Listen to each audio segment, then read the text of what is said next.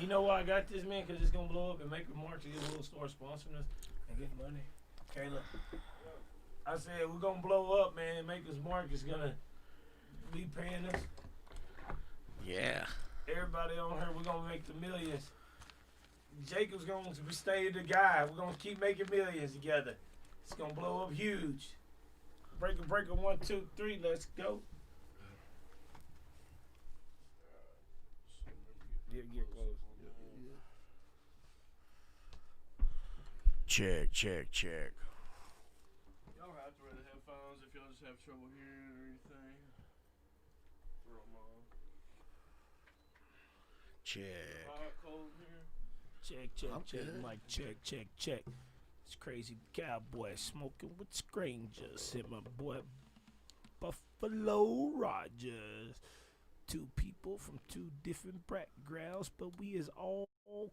That's what we need to do, world. Stay off the news and we come together. How about that? New friends I don't know well. That's how I like to think of it. Yeah. There we go.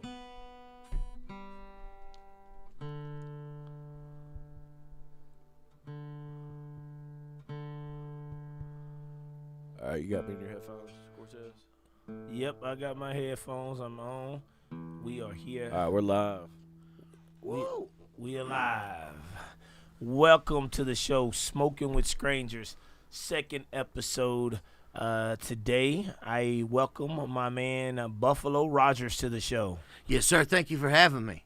Oh, no doubt, man. That's what it's about. Bringing on, strangers from Oklahoma. From all different type of genders, growers, processors, singers, dancers, just anybody, Yeah. And so I'm glad to have you tonight, man. Absolutely honored to be here, Cortez. Awesome, man. So where are you from, man? Tell me just a little bit about you, man. I am from around Blanchard, Oklahoma originally. Blanchard, kind of Grady County area that way. Grew up there a while, and I went to high school in Guthrie, so all over the place, really. All over the place. Yeah. Okay. So I see you got that guitar there. Yes, sir. You know a little bit about that? Yeah, I play some guitar. Okay. Hey, who's this stranger walking through here? I'm smoking with strangers. All right, I like it. That guy, I think that guy right there, that would be the man in charge of the cameras. Yeah, he's so redheaded, I wonder if he calls his unit the redheaded stranger. Don't cross him, don't boss him. He's wild and he's mean. That's awesome, man. So, over there in Blanchard, Oklahoma, Yes, is sir. Is that where you're still at right now? No, I actually live in Oklahoma City now. Okay. Yeah, kind of. Okay. Are you country boy? Grew up on a Yeah, farm? yeah, totally. My folks own some property out in Kingfisher, and yeah, totally. All over. Yeah. Totally country boy, huh? Yeah. Okay, that's awesome, man. So that guitar there, man. Why don't you just give us a little bit of sample record? We're gonna start with a little sample of bringing us in and with a little bit of music. Yeah, man. sure. Let the world hear. Hey, I wrote this for my dear friend Mr. Nicholas Knutson. And I want to send it out to him, whatever Iowa State mental institution he's occupying this evening, Cortez. Well, God bless the Midwest. I've seen your plain faces in every edition of your jailbird news, and I've come south of Topeka to the other side of nowhere, seeking the man who wrote the Pawn Shop Blues. Yeah, the last time I seen him, it was down at the Palace on a left-handed 12-string. Yes, nine's what it had. And he was singing just like some white boy angel. Had a t-shirt on, said world's okay, it's dad. And me, I come seeking Nicholas Knutson. Even though he's a Yankee, he's kindred to me. And he's bound for the edge of the world as we know it.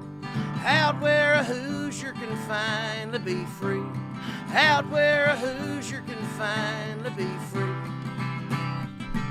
Well, now the last ones to see him were Spinderella and the Straw Man. They took his thing to her slippers. They were only chasing ghosts. He stole $23 worth of Turkish silvers. And I hear tell he never made it to the coast. He was acquitted on distribution up in Nebraska as Chicago attorney in a 3-button suit. His tag read, "Who's your daddy?" on the men's room wall. Said if Omaha is heaven, then I'm bound for Duluth.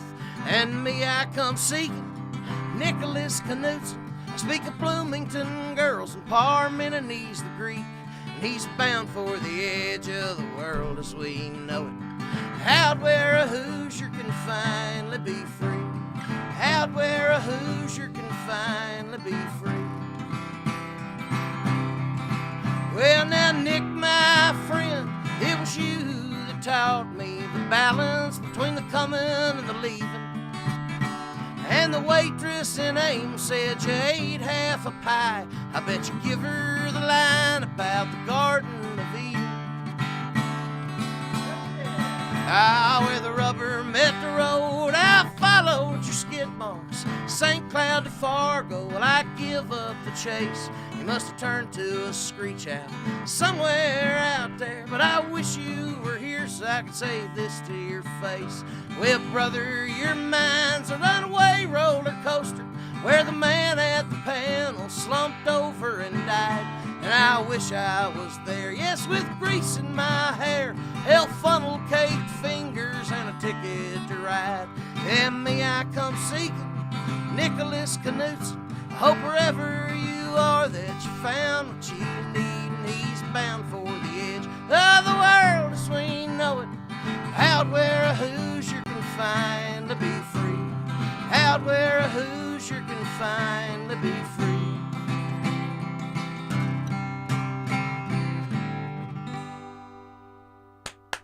Hey, thank you, sir. Thank you. Thank you. Thank you. Thank you. Thank you. Cortez the Clapper, ladies and gentlemen. Thank you. Thank you. Yes, sir. Okay, Buffalo. Yeah. That was Buffalo Rogers, people. Go follow him right now. Tell them where they can go follow you, all your pages. You can follow me Facebook, Instagram, at Buffalo Rogers on all those. I think I'm on Twitter. I don't ever use Twitter. I don't know. Yeah, around. I got the albums out. You can stream my stuff. Buffalo Rogers, most everything streamable. So. Okay. How long have you been doing music, Buffalo? I have played music since I was 18 years old. Okay. That's all I've generally done. I've been a barber and fucking baker, and I've done all kinds of weird shit in the meantime, but hustler, all that kind of stuff, Yeah. So. Got to, man. That's life. Sure. We go through it, man. You know, till you find out what you want to do, and sometimes people just never, find out. They just go through life being a traveler. That's exactly right. So yeah, that's awesome. Have you been able to do any shows with this COVID stuff? How's music been treating you with this? Just being selective with it. It's weird. You work at something and you kind of reach a level with it, and it's I'm to a point where professionally I'm doing all right at it, but at the same time it's not enough money to risk getting one of my people sick, Okay. or me sick, or Yes, sir. So I've had COVID completely, and it was a really mild case, and I feel real grateful for that, Yes, sir. So I've known several people who've had it. I own a mixed martial arts gym, and my partner, his wife, and several instructors had it. So it's crazy to think about how how much going over the world. The guy played second base for the Royals. He had it, and it almost killed him. Some great big fit dude. You know what I mean? That's nuts to me. Yeah, that's real. It's crazy with this whole world has been crazy. Oh, totally. With all this COVID stuff. Oh yeah. But I still tell people, man. A lot of people complain about 2020, and man, I had some dark days about a year and a half, 2 years ago. But I tell people, me personally, and I know a lot of people feel the same way, I kicked the hell out of the 2020 at the end of it. Yeah.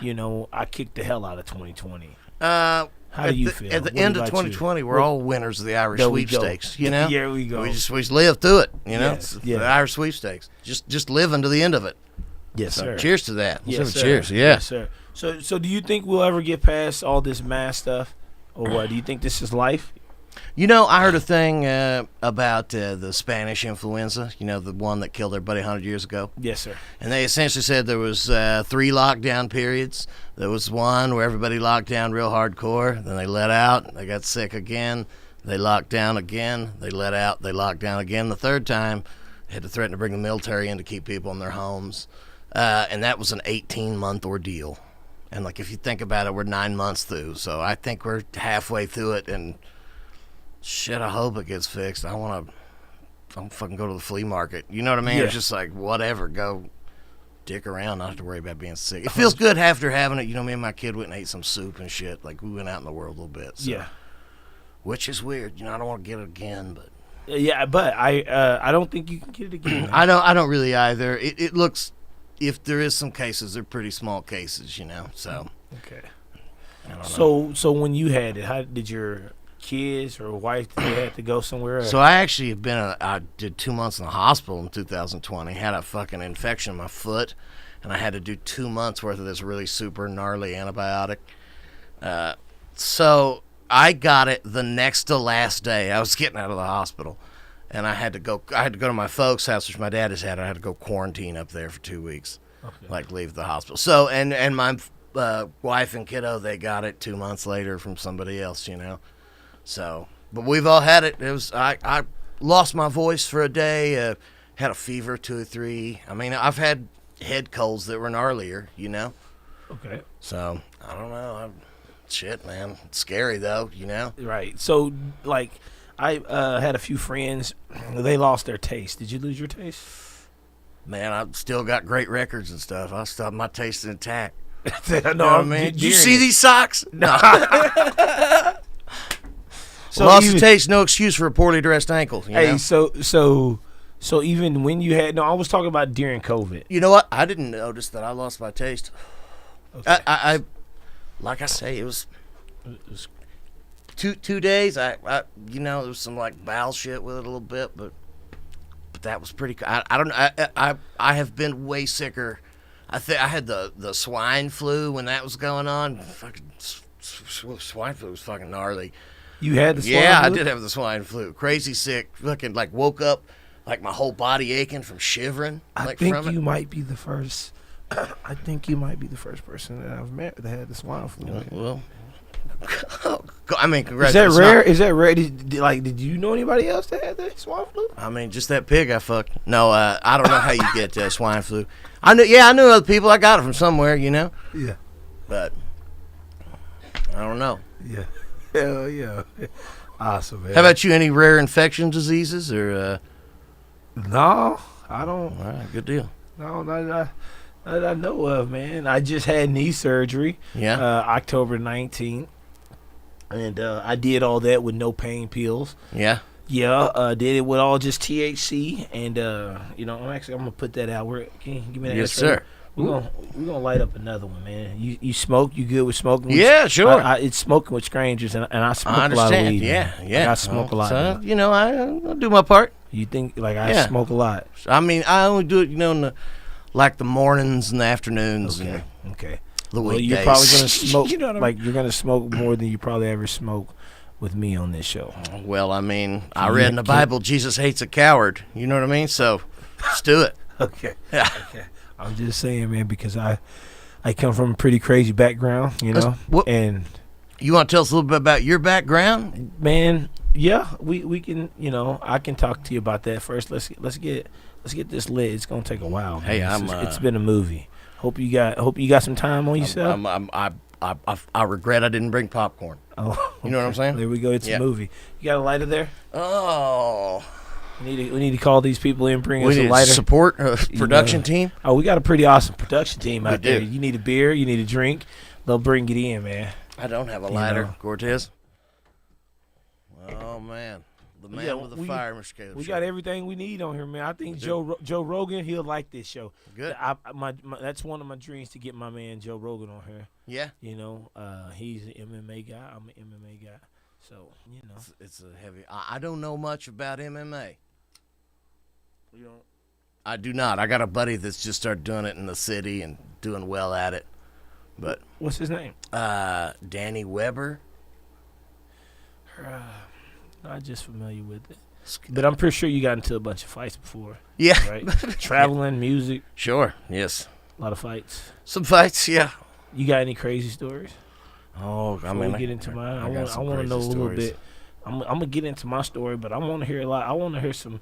It's about smoking with strangers. We're gonna get into mine. Like I said, my show, Smoking with Strangers, for the people out there watching and listening. Smoking with Strangers is all about meeting new people. Are these exclusively marijuana stories? No. Oh, no, okay. no. Well, so listen, my show kind of frees up the table. Hey, so it's like my show isn't just about smoking marijuana. Sure. And that's what I want people to know tonight as well. Yeah. A person can come in here. You can be a Christian. Yeah. You can be gay. You can be whatever. Yeah. My Smoking with Strangers show, it's just about meeting strangers that wants to help create peace and do good, man, and just have something bright and something that they believe in. Maybe someone who, it could be a stranger that's going through some shit right now, right? Yeah. And they don't know what direction to go.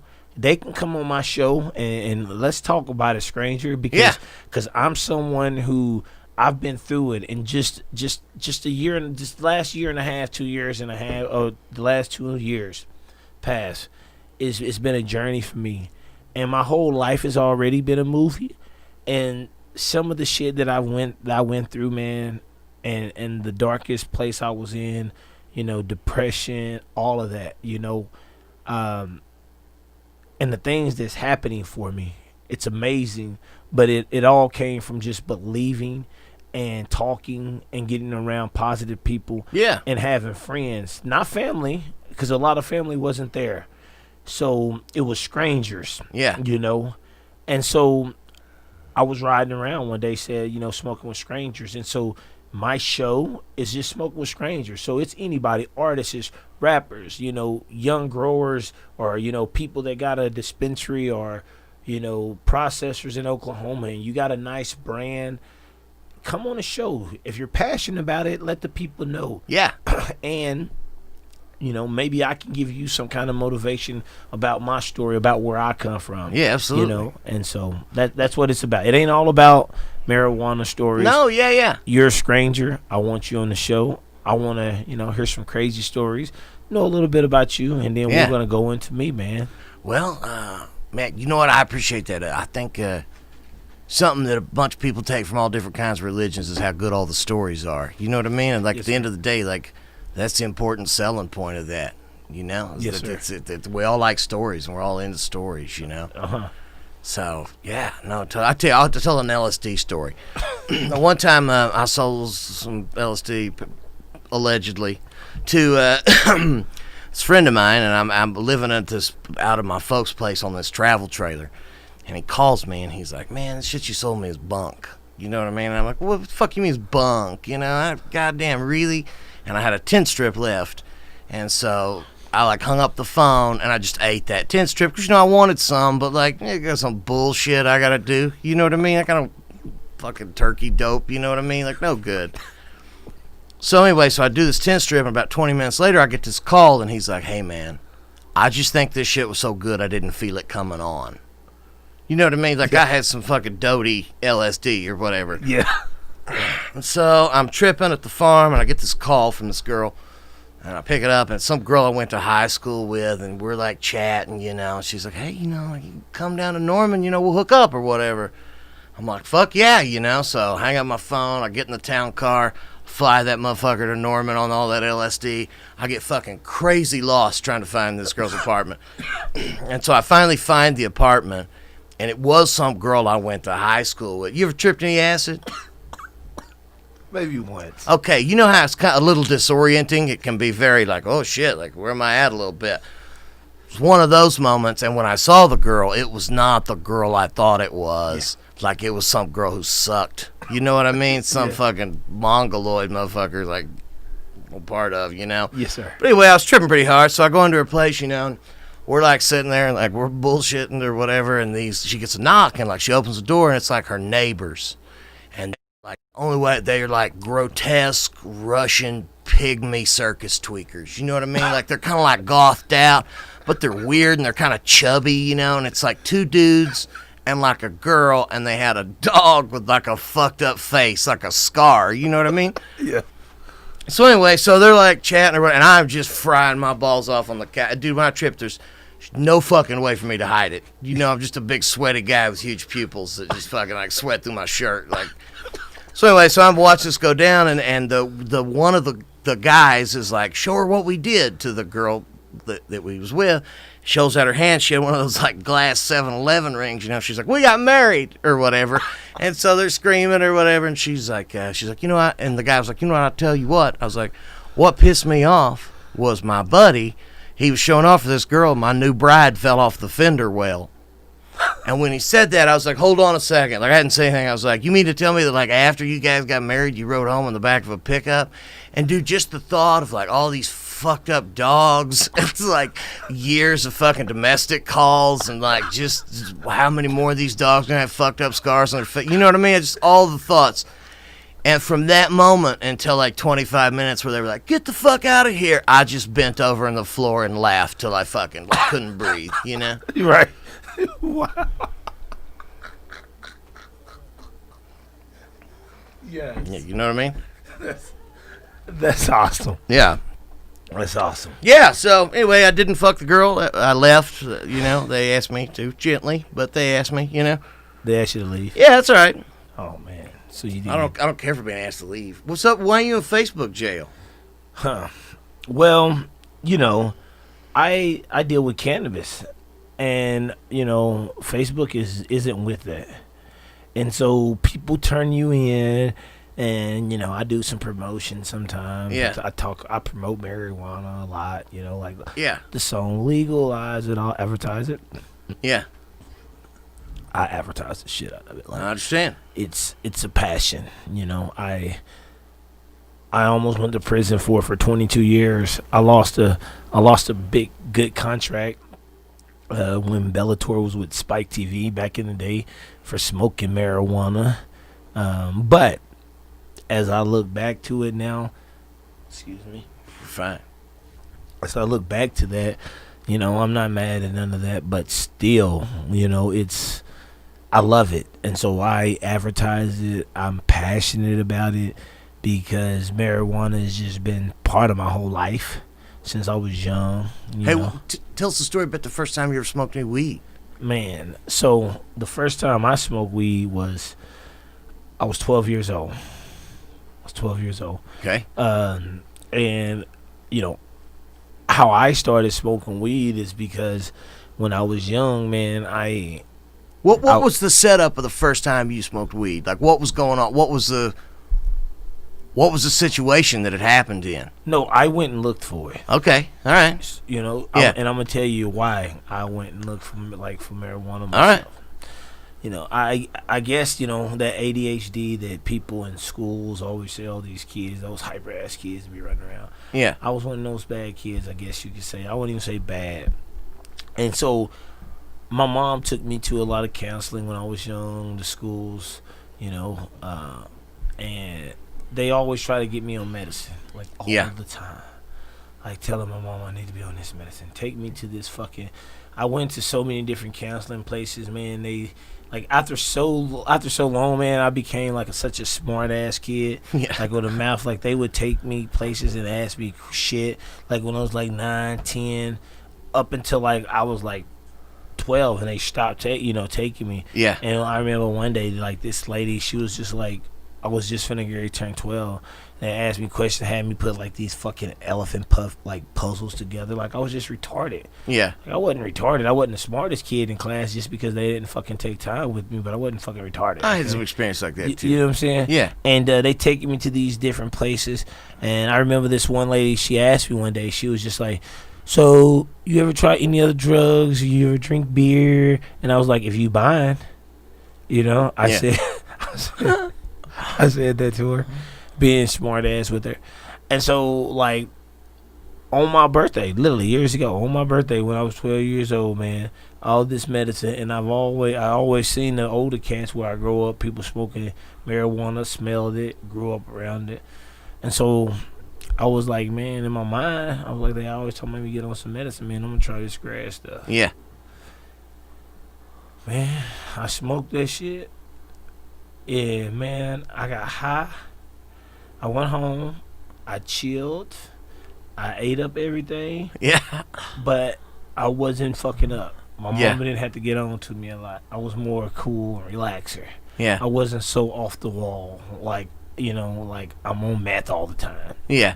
Because that's what like. I was just like bad. Like, I'm not gonna say bad, Yeah. because I just didn't have a good structure. Right. I didn't have a good structure growing up, But I had so much fucking energy, I had so much energy that I didn't know what to do with it, and I didn't have, a lot of people taking me to do something with this energy. Yeah. Something that a lot of kids are missing today, And so when I found marijuana at 12 years old, that shit changed my life. Yeah. It was like, it helped me chill. It helped me focus. And man, like I said, I first time I did, I went out and got it myself. Like, I was tired of all, they're trying to get me on this medicine. My mom never would put me on the medicine. And I was like, man, I'm going to find my own medicine, basically, because I've always seen the older guys with smoking marijuana, rolling up blunts. I was in the crack houses early, all of that type of shit growing up where I grew up. And so I was seeing it all, you know. And so marijuana was my first my first choice. Where'd you of grow drug. up? I grew up in Hugo, Oklahoma. Oh, all right. Yeah, man. Pretty rough. Yeah. Rough area, man. Yeah. Real rough area. I used to work in Anadarko some, and those kind of down that way, spooky a little bit, Yeah, What kind of work did you do then? I was actually I took photographs for the oil field as a landman. Landman. Okay. You probably, I had my brother-in-law, Dominique Strother. He actually used to run the business in Anadarko. Okay. How many years ago was it? That's probably 5 or 6. I didn't do it too long. I did it about a year, but it was just taking photographs. Is what it was. Taking photographs of books and then edit them. It was a trippy job. It's weird, you think about like people saying like somebody buried the evidence about shit, which I'm sure all that shit happens, but like in the bottom of the Kingfisher courthouse, there is a row of boxes that's fucking 10,000 pounds of paperwork that just has question marks on them. What? Well, like nobody knows what the fuck it is. Like it's just paperwork that somehow came out of the file. And it's like, man, it's nuts to think all the shit slipped through the crack. Oh yeah, it's crazy. I mean, that's from the 1920s or something, It's a crazy world, man. Yeah, it is. The world's crazy, the universe crazy, but it's amazing. Yeah, of course. Like I'm big into the universe. Are you big into like believing in the universe and manifesting and all that type of shit? Yeah, a little bit. Yeah, of course. I right now in the world, I want to do good and fucking look peaceful and fucking, you know what I mean? Not be fucking hateful, which is a lot of that going on, Right. I don't know. It's a lot of bullshit going on Yeah. with this, with the white and black thing. Fuck yeah. It's Fuck stupid. I tell people, we all know. With me, I tell people I'm pretty real. I think it's been going on, and the only thing's different is social media. Yeah. And the news. Oh, yeah. They're promoting it more. Just the threshold is smaller. Yeah. The ability to see it is greater. Yeah. Yeah, no shit. You know. What a fucking powerful tool. That's a powerful tool because I tell people, man, this shit's been going on. We know this. We know it's been going on, but it's like we said, it's the media. And so what we got to do is things like this. Yeah. You know what I'm saying? Absolutely. It is show the world, that we got to stay off the news. Don't watch TV because they promote a lot of it. Yeah. And that's what they want the world to do. And a lot of people don't understand that. I made a post about that the other day. I said, listen, man, stop watching the news, because, they want a civil war. They want people and white and black people to hate each other because then they can really do what they need to do. Okay, now they think the shutdown, I tell people, man, you got to think. I'm weird. I believe in conspiracy, all that shit sometimes. I believe in it, right? Yeah. And so, if the government wanted to do a lockdown, anything, they've already practiced it. Oh, yeah. They've already practiced it. Everything's a drill. They got a drill to do something, right? Oh, yeah. And so, if America and the people, celebrities, white celebrities, black celebrities, they gotta start doing this type of shit. Yeah. And start showing people that what, fuck the Trump people, fuck the Biden people. It's us people. Yeah, that's right. You feel me? Yeah. It's us people, because I tell people, man, real white people, real black people, they know this shit's been going on for a long time. Yeah. We know it ain't never been easy for a black man. Yeah. Okay? And I got a lot of friends, my partner, Caleb Shirtum, he speaks on it all the time about, fucking racist Southern, some people in the area. And so some people recognize that. But people pay attention to the media and big celebrities so much. And I'm not nobody, but I tell people the way we gonna ever see a change, but a lot of people are afraid to, use their voice if we start being bigger role models, and not role models, but real models. Celebrities, sticking together and saying, forget the news. We all got to come together, if it doesn't matter if you're a Trump fan, if you're a Biden fan, if you believe in right, we all together. Yeah, that's right. You know what I'm saying? And that's what needs to happen, Yeah. So, yeah, discourse. Yes, That's where it's at. That's where it's at, man. Yeah, and understanding where all that stuff Yes, comes sir. from, But you get into the Greek philosophy ever? No. So this is my other major. I'm also a philosophy major. So you're still going to college right now? I am, yeah. Okay. I have 15 hours. It's taken me like 3 fucking years to finish. Oh. Yeah, it's just stupid. It's the very end of it. You know what I mean? What are you going to college? Like, what is your your end goal with with college? What are you doing? law degree, possibly? I think it's a lot more schooling that I'm kind of shit full of. You know what I mean? It's a lot of process with all that. But epistemology, you know that word? I know the word. Okay, but so it's a big word, man. Yeah, it's the You pretty smart. You look pretty. You smart, ain't it's you? the understanding of knowledge and why we understand and think the way we do.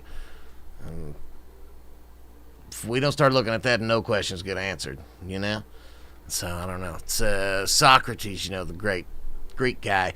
The parable of Socrates is he had a friend that went to this oracle and asked the oracle, "Who's the wisest man in Athens?" And he said, "Socrates." And so he tells Socrates, and Socrates goes to all these people who are the top of their class, like the guy that makes the wheels, like a doctor. And he's like, "Hey, man, what makes you the best at this?" And he's like, "Well, I start with this wheel," and he explains the process to Socrates. And next guy does it. And in the end, the parable is that Socrates is the wisest man because he asked the question, why? You know what I mean? Because he went out to, seek answers. And so any discourse is great, Yes. Yeah. I like it. Yeah, absolutely. Cheers. Yes, sir. I like it. So, you ever played any big shows with any big people? Open up for any big people, man? Music-wise? Yeah, I have. I've opened up a show for Michael Martin Murphey before, and I played with the Damn Quail Son, What's Your Friends of Ours. Caleb Shirtum, you mentioned earlier, he's the bass player in that band. And those guys do a couple of my songs. And, man, actually, it's funny. We're doing a podcast. I have a song right now that a couple friends of mine wrote, and it's being considered for a true crime podcast theme song. So, got some shit like that, kind of. Is it out yet, or ain't nobody? No, it is not. It is still in the works, kind of. Okay. But it's not a murdery song or nothing. But they're still using it, so Yeah, I'll take it. that's Yeah. awesome. Yeah. That's awesome, brother. So yeah, some stuff like that. So, who's one of your favorite artists? What artists kind of inspire you? Oh, Would you say? Well, I'm a big Tom Waits fan. I like Tom Waits. I like Hank Williams. Big into Hank Williams. Some guys like that. Bob Dylan. Those cats. All the guys around here. We got great songwriters here in Oklahoma. Just a great tradition of that, and people have been writing good songs here, and we have a ton of talented writers locally. So, man, my peer group, that inspires me. You know what I mean? awesome. The people I make music with. That's I watched Wu-Tang Clan talking about making 36 chambers one time, and they said that when they rap, they do it for those 5 motherfuckers in that stairway that they've known. Like it's them that they're trying to impress, and we have that thing going here in our scene. You know what I mean? It's good because the writers are into each other's stuff and want to see it better, and it's good, man. No doubt. No, at Oklahoma has a lot of great talent, man. There's a lot of great talent, and I've been learning that over the years by just continuing to meet people since I moved back here years ago, to Davis, Oklahoma, and just meeting a lot of different people. You know, Oklahoma, I was like, man, Oklahoma has like in the big industry, like Oklahoma is kind of it. And a lot of people from Oklahoma write a lot of these big people music. Totally. And so it's pretty dope. Like when Caleb, played me your music a few weeks ago, Caleb's, that's one thing that I like about Caleb, is, and I think that's why we clicked, and became good partners, is like he's no hater, man. Yeah. Like straight up. He's all right. If people don't know, and I'm not just saying this, man, like the dude, every time I'm around, especially when we come to the studio, he plays me all the people music. Yeah. Like not even just guys that he works with, like if he believes in their music, which is good, and he's not a yes man. Like if they suck, he's gonna say they suck. Yeah. He, and that's what I like. And so when he introduced me to your music, he was like, man, this dude is dope. And I was like, I listened to it because, like, I like all type of music. Like, I'm open. A lot of people, they say they like music, but I feel like to like music and just like a real, like a musician, you can listen to anything. Yeah. It's good. Oh, yeah. If it's rap. Oh, yeah. R&B, rock, fucking Mozart. Yeah. Music. Totally. And that's me. I like music. Cause yeah. I tell music it's fuel for the soul, man. Yeah. It's fuel for the fucking soul. And so when he played me, man, as soon as he played, I was like, hell yeah. I was like, man, tell that dude to come on the show, man. Yeah. We gonna come on the show and we'll talk, and he, talk about my life, talk about where he come from. Yeah. Because I like the sound. I like the music. Well, thank you. Yeah. And I'm a big believer, and that's why when I was in there a while ago, I was like, man, you and what's that kid in there we had in there we was listening to, what's his name in there we had in there earlier, the other guy, Jacob Flint? No. Noah Bowman. Noah Bowman is who you're talking about. Noah Bowen. Yes. Noah Bowen. That's it. Like that guy.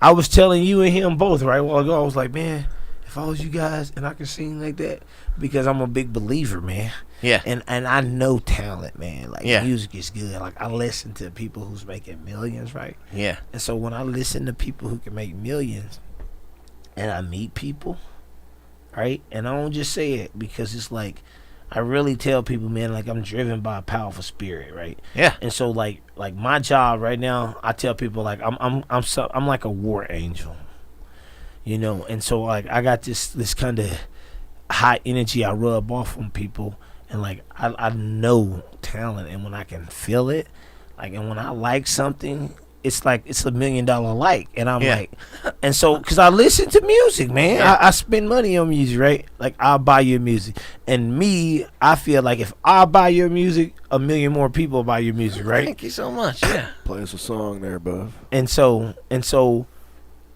you play good, and like I was telling you and him earlier, I was like, man, if I was you guys playing what you got, I'll be on social media every day, right? But like you said, you're gonna go to college and do that. But I want to tell you, because that's what I do. I hustle and motivate, right? So I'm going to hustle and motivate and tell you tonight, man. We want to listen to another song in a minute, bub. But tonight, at Smokin and Strangers, man, you came on the show tonight for me to tell you, man, that I need you to start going live, because you're a fucking superstar, right? All right. You going to go live, right? And you going to strike you a deal, right? You going to strike a fucking deal, man. I see it, man, in your fucking living room. All right. Talking about you going to school, all that shit, and they gonna pay for your fucking college, man, because you dope. Yeah. And we're gonna play another song right here. Yes, sir. For Smokin with Strangers, Yes, because sir. you might strike a deal on this shit. Hey, I'm Someone fetch me my ink pen. Okay, you know what I mean. You might strike a deal tonight, but I need you to know that me and Caleb, we're managing this contract. Yeah, he's pulling on the rope. That Shirtum. Yeah. Okay. I'll take it. Hey, listen up, people. We finna play another song. Hey, you can tip, or you can just keep watching. And cause Smoking the Strangers is gonna keep going on. Also, for all the dispensaries, growers, shops, anybody, if you would like to be a sponsor, inbox me. You know, a lot of great things. Get your banner, get your logo on the front page. A lot of great things. But we Smoking with Strangers with my man Buffalo Rogers. Thank you, Cortez. I'm gonna play you guys a song here of mine called "Row for the Shore."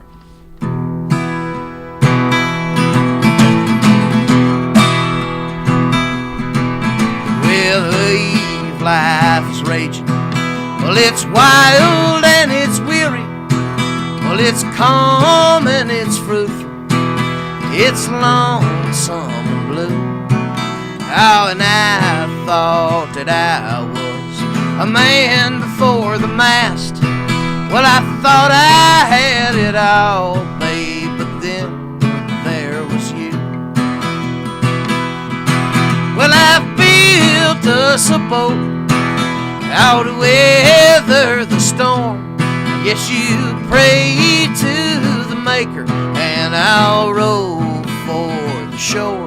Yes, you pray to the Maker, and I'll row for the shore.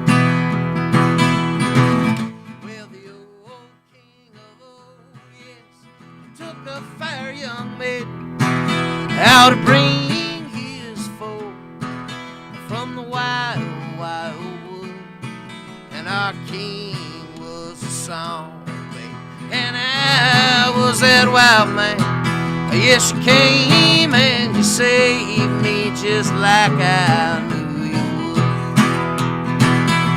Well, I built us a boat out to weather the storm. Yes, you prayed to the Maker, and I'll row for the shore. Yes, you prayed to the Maker, and I'll row for the shore.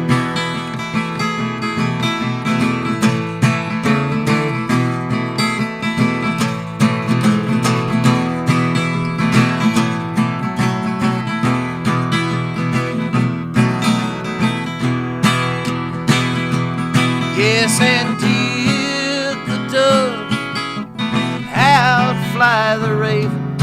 Or could the raven not see the branches from the trees? And darling, when the boat gets all rocky, well, all you got to do is believe.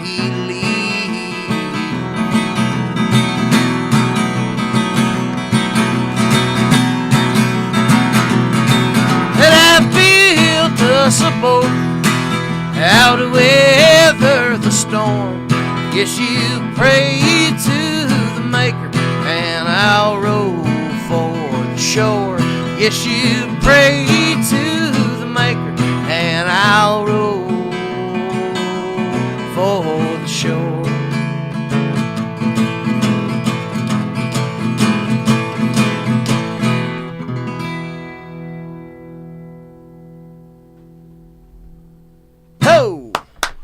All right, thank you, sir. Thank you. Oklahoma strong. Yes, sir. Strong, yes, sir. Man, you deserve a puff. Hey, look at that. I'll take one. You deserve a puff. That's some gas right there. All right. Some gas right there. That's some happy gas. Happy gas. Yeah. Happy bud or no bud? Strand of my bud, which I never grew, was going to be called Smoke AC. Yeah. Some of that Smoke AC. You know? Okay. Say it again now. The Smoke AC. Smoke KC, okay. Y'all don't try to go take that. Hey. Trademark, yeah. Yeah. Don't go try to get that. Y'all heard that. He owned that shit, man. It's Buffalo Rogers shit, man. That's right. Part of the canon. Part of the canon. Part of the canon, man. You know those, have you smoked, those boys from Oklahoma, man? You know any of those guys? I don't know any of them. I know the guy that wrote that song. Okay. But I don't know any of the joint. I see their swag everywhere. I see their shirts and shit. Yeah, they got marijuana out. Yeah, no, I know. Pre-rolls, right? Yeah. Yeah. I started one of the first review pages in the state of Oklahoma. What a tough job, man. Yeah, I started one of the first. That's how I got back in the game, though. When I say, oh man, when I say it's been a whole movie, but it's been a blessing from God. Yeah. And some people may not believe in God. Yeah. You know? And one thing, I'm not one of those persons that like shove God down people's throat, because like if you believe in like Buddha, whatever you believe in, cool. Just if you really believing in it, whatever it is. If you really believe in it, and whatever you really believe in will really happen. I'm sorry, good or bad. Yeah. It's fucking will happen. Yeah. Life sucks, you know what I'm saying? Yeah. But you think positive, and you really believe in, like, I believe in God. That's my guy. Right? Yeah. And then I believe in everything that I do. And so I started one of the first Happy Bud, review pages called Happy Bud Reviews. Awesome. Yeah, and so I reviewed some of their products before. Yeah. Yeah, and they were trash. But yeah. I like their music, but they were trash. Yeah, gotta have that high end. You gotta have that high end. I understand. And but I'm not a hater. Happy Bud is not about hating. I give props to everybody, even if you're a person that's got trash, but you're selling it at a trash price. Sure. That's fine. It's a flexible market. That's I get it. Yeah. Because what I'm realizing, buy low, sell high is what my mama used to say when she rocked me. There you go. So what I realize in the marijuana market, man, it is fucking crazy from like selling streets. They're like, so when I fucked with it or whatever, when people paid $60 an eighth, you know what I mean? That's mind numbing to me. yeah. You know what I mean? I mean, whatever for years. Hell, it's nuts, man. That's that was Big Mac money too. It's fucking that was good money. Yeah. So, but right now it's crazy, man, because it's all about the testing. Yeah. Before, dude, like when you went to your have you been to a dispensary? You know what? I actually don't have a card. Really? I have went in one, but Okay. it's on my list. Okay. Yeah. Okay. Cool. Yeah. Cool. So I'm just smoking with the guy without a car today. No, I mean, I'm over 18 or whatever. Yeah, it don't matter. Fuck it. Yeah, it's in the works. No, listen. If they want to take my card for smoking with a stranger, yeah, guess what? They can take my fucking card. That's right. They can take my fucking card because, listen, man, this is America. That's right. And I love America. That's right. Like, I love America. I tell people, it's America ain't always right, but motherfucker, America's good. It's stranger smoking strong, though. Yes, we smoking with strangers, and you 18. Yeah. You older than 18. You I think so. You do what the fuck you want. That's right, yeah. Right? It's, I mean... And that's another thing, though. You know what, though? And a lot of people get mad at this because I'm about the medical part. I'm about it all. But I'm also about the recreational part. Yeah. You know what I'm saying? Yeah. Like right now. Yeah. You know what I'm saying? Like right now, there's some people out there, and I literally personally don't give a fuck. Yeah. Because I want the flag. Okay? Yeah. Give me all the smoke. Yeah. Like, I won't fight in Oklahoma. I tell all the people I want all the smoke. Yeah. And so why, and it's going to come in Oklahoma, why I support recreational. I've been to a recreational dispensary in Colorado. Okay, but why I support it, because I feel like it's always been recreational. Yeah. Even when the people used to go to jail, because when we realized that happiness, and that's why my brand was created off of happiness, right? Because once we realized, man, like mental health, which that's a big issue right now with COVID. Sure. Is mental health. Sure. And it's a big issue all the time. Yeah, and the number one thing is because people not happy. Yeah. Because when you're happy, you don't have these problems. Yeah. Right? And marijuana helps a lot of people, man, be happy. Yeah. But for years, people will go to jail have to be like literally like it's meth. Oh yeah. And meth is okay now these days. The difference in the class scheduling, meth had like a purpose. Like marijuana scheduled in a class of drug that don't do anything. The Schedule 1 or however that works. Yeah. Yeah. And so it's fucked, right? Yeah. And so I support it because once we realize that it's been a recreational, it's been good because happiness has been part of it, And so I support recreational, and I feel like Oklahoma within probably the next 5 years is going to go recreational. They're being smart right now with the taxes and all that type of things. Let's get this money, but it's going to go recreational. Because a lot of people just there's people that can't afford cards, and they're gonna continue to smoke. What are we gonna do? They're not gonna continue. It's tickets now. You really can't go to jail for it anymore. Just the normalizing of the card is helps everything too. You know what I mean? Yeah. Like everybody having a card makes it less of a deal, like societally and all that shit. Yes. Too, And that's cool.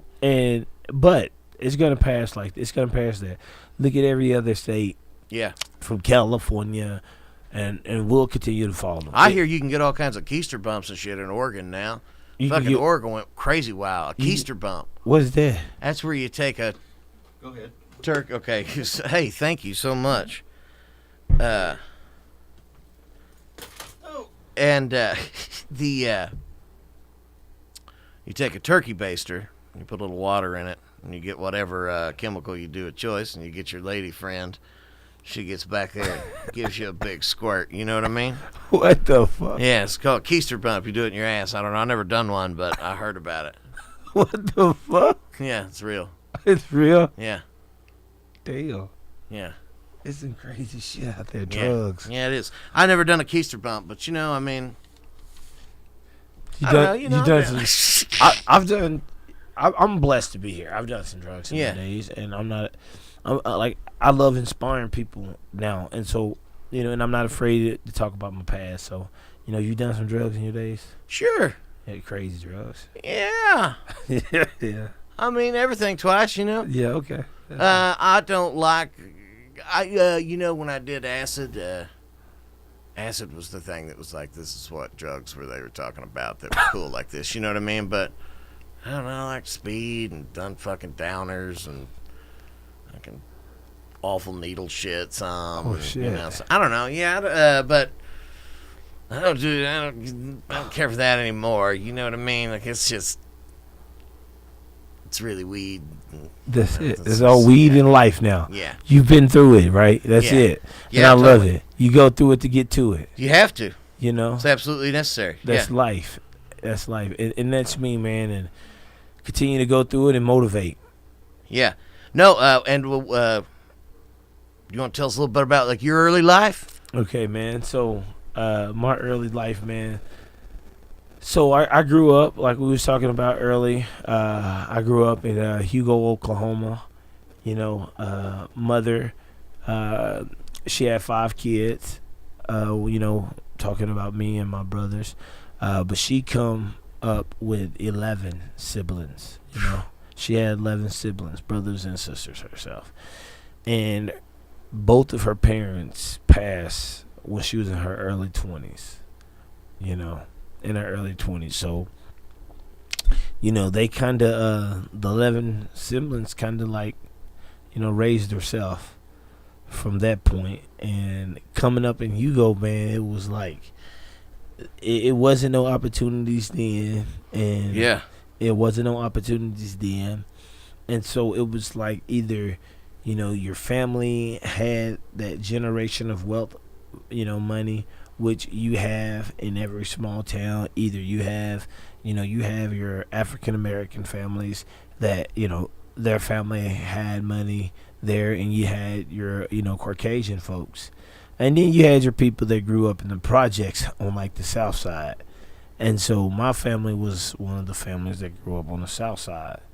And when you grow up on the South Side, in the hood, as they call it, the projects, a lot of the times, if you poor family, you either going to be a family that's kind of dominant, that's known for getting money, not taking no shit, you know, or are you gonna be known for a family that's robbing, or you know, a family that's known of, you know, junkies, you know, or you gonna, you know, you get out the hood with football, rapping, you know, academics, Yeah. you know, things like that. It ain't as easy as people think when people say why they don't just leave, you know. Yeah. It ain't just that easy, you know. And so I came up in a family of like mafia type of shit, like you know, being tough, you know, Yeah. and learning to survive at an early age, and so like I say, my mom, both her parents passed when she in her early 20s, and so of course she helped take care of some of her younger sisters and brothers, and so my aunt Kathy and my sister helped raise me a lot. You know, my mom, you know, with 5 kids, she was working out, you know, doing what she did Yeah. to help make a living. You feel, and really never had a father figure in my life. I had a lot of uncles. Oh shit! I just got my card in the mail. Yeah. Yes, sir. Hell yes, sir. Yeah, That's cheers. awesome. Cheers to that. Let's do that. Yes, sir. Oh shit! We got an empty. I'm sorry. I didn't mean to interrupt you. Damn. I'm so sorry. Oh, you good? It's exciting news. I'm gonna go to the It is. dispensary now. That's good. I love it. Hell yeah. Cheers. Smoking with strangers. That's right.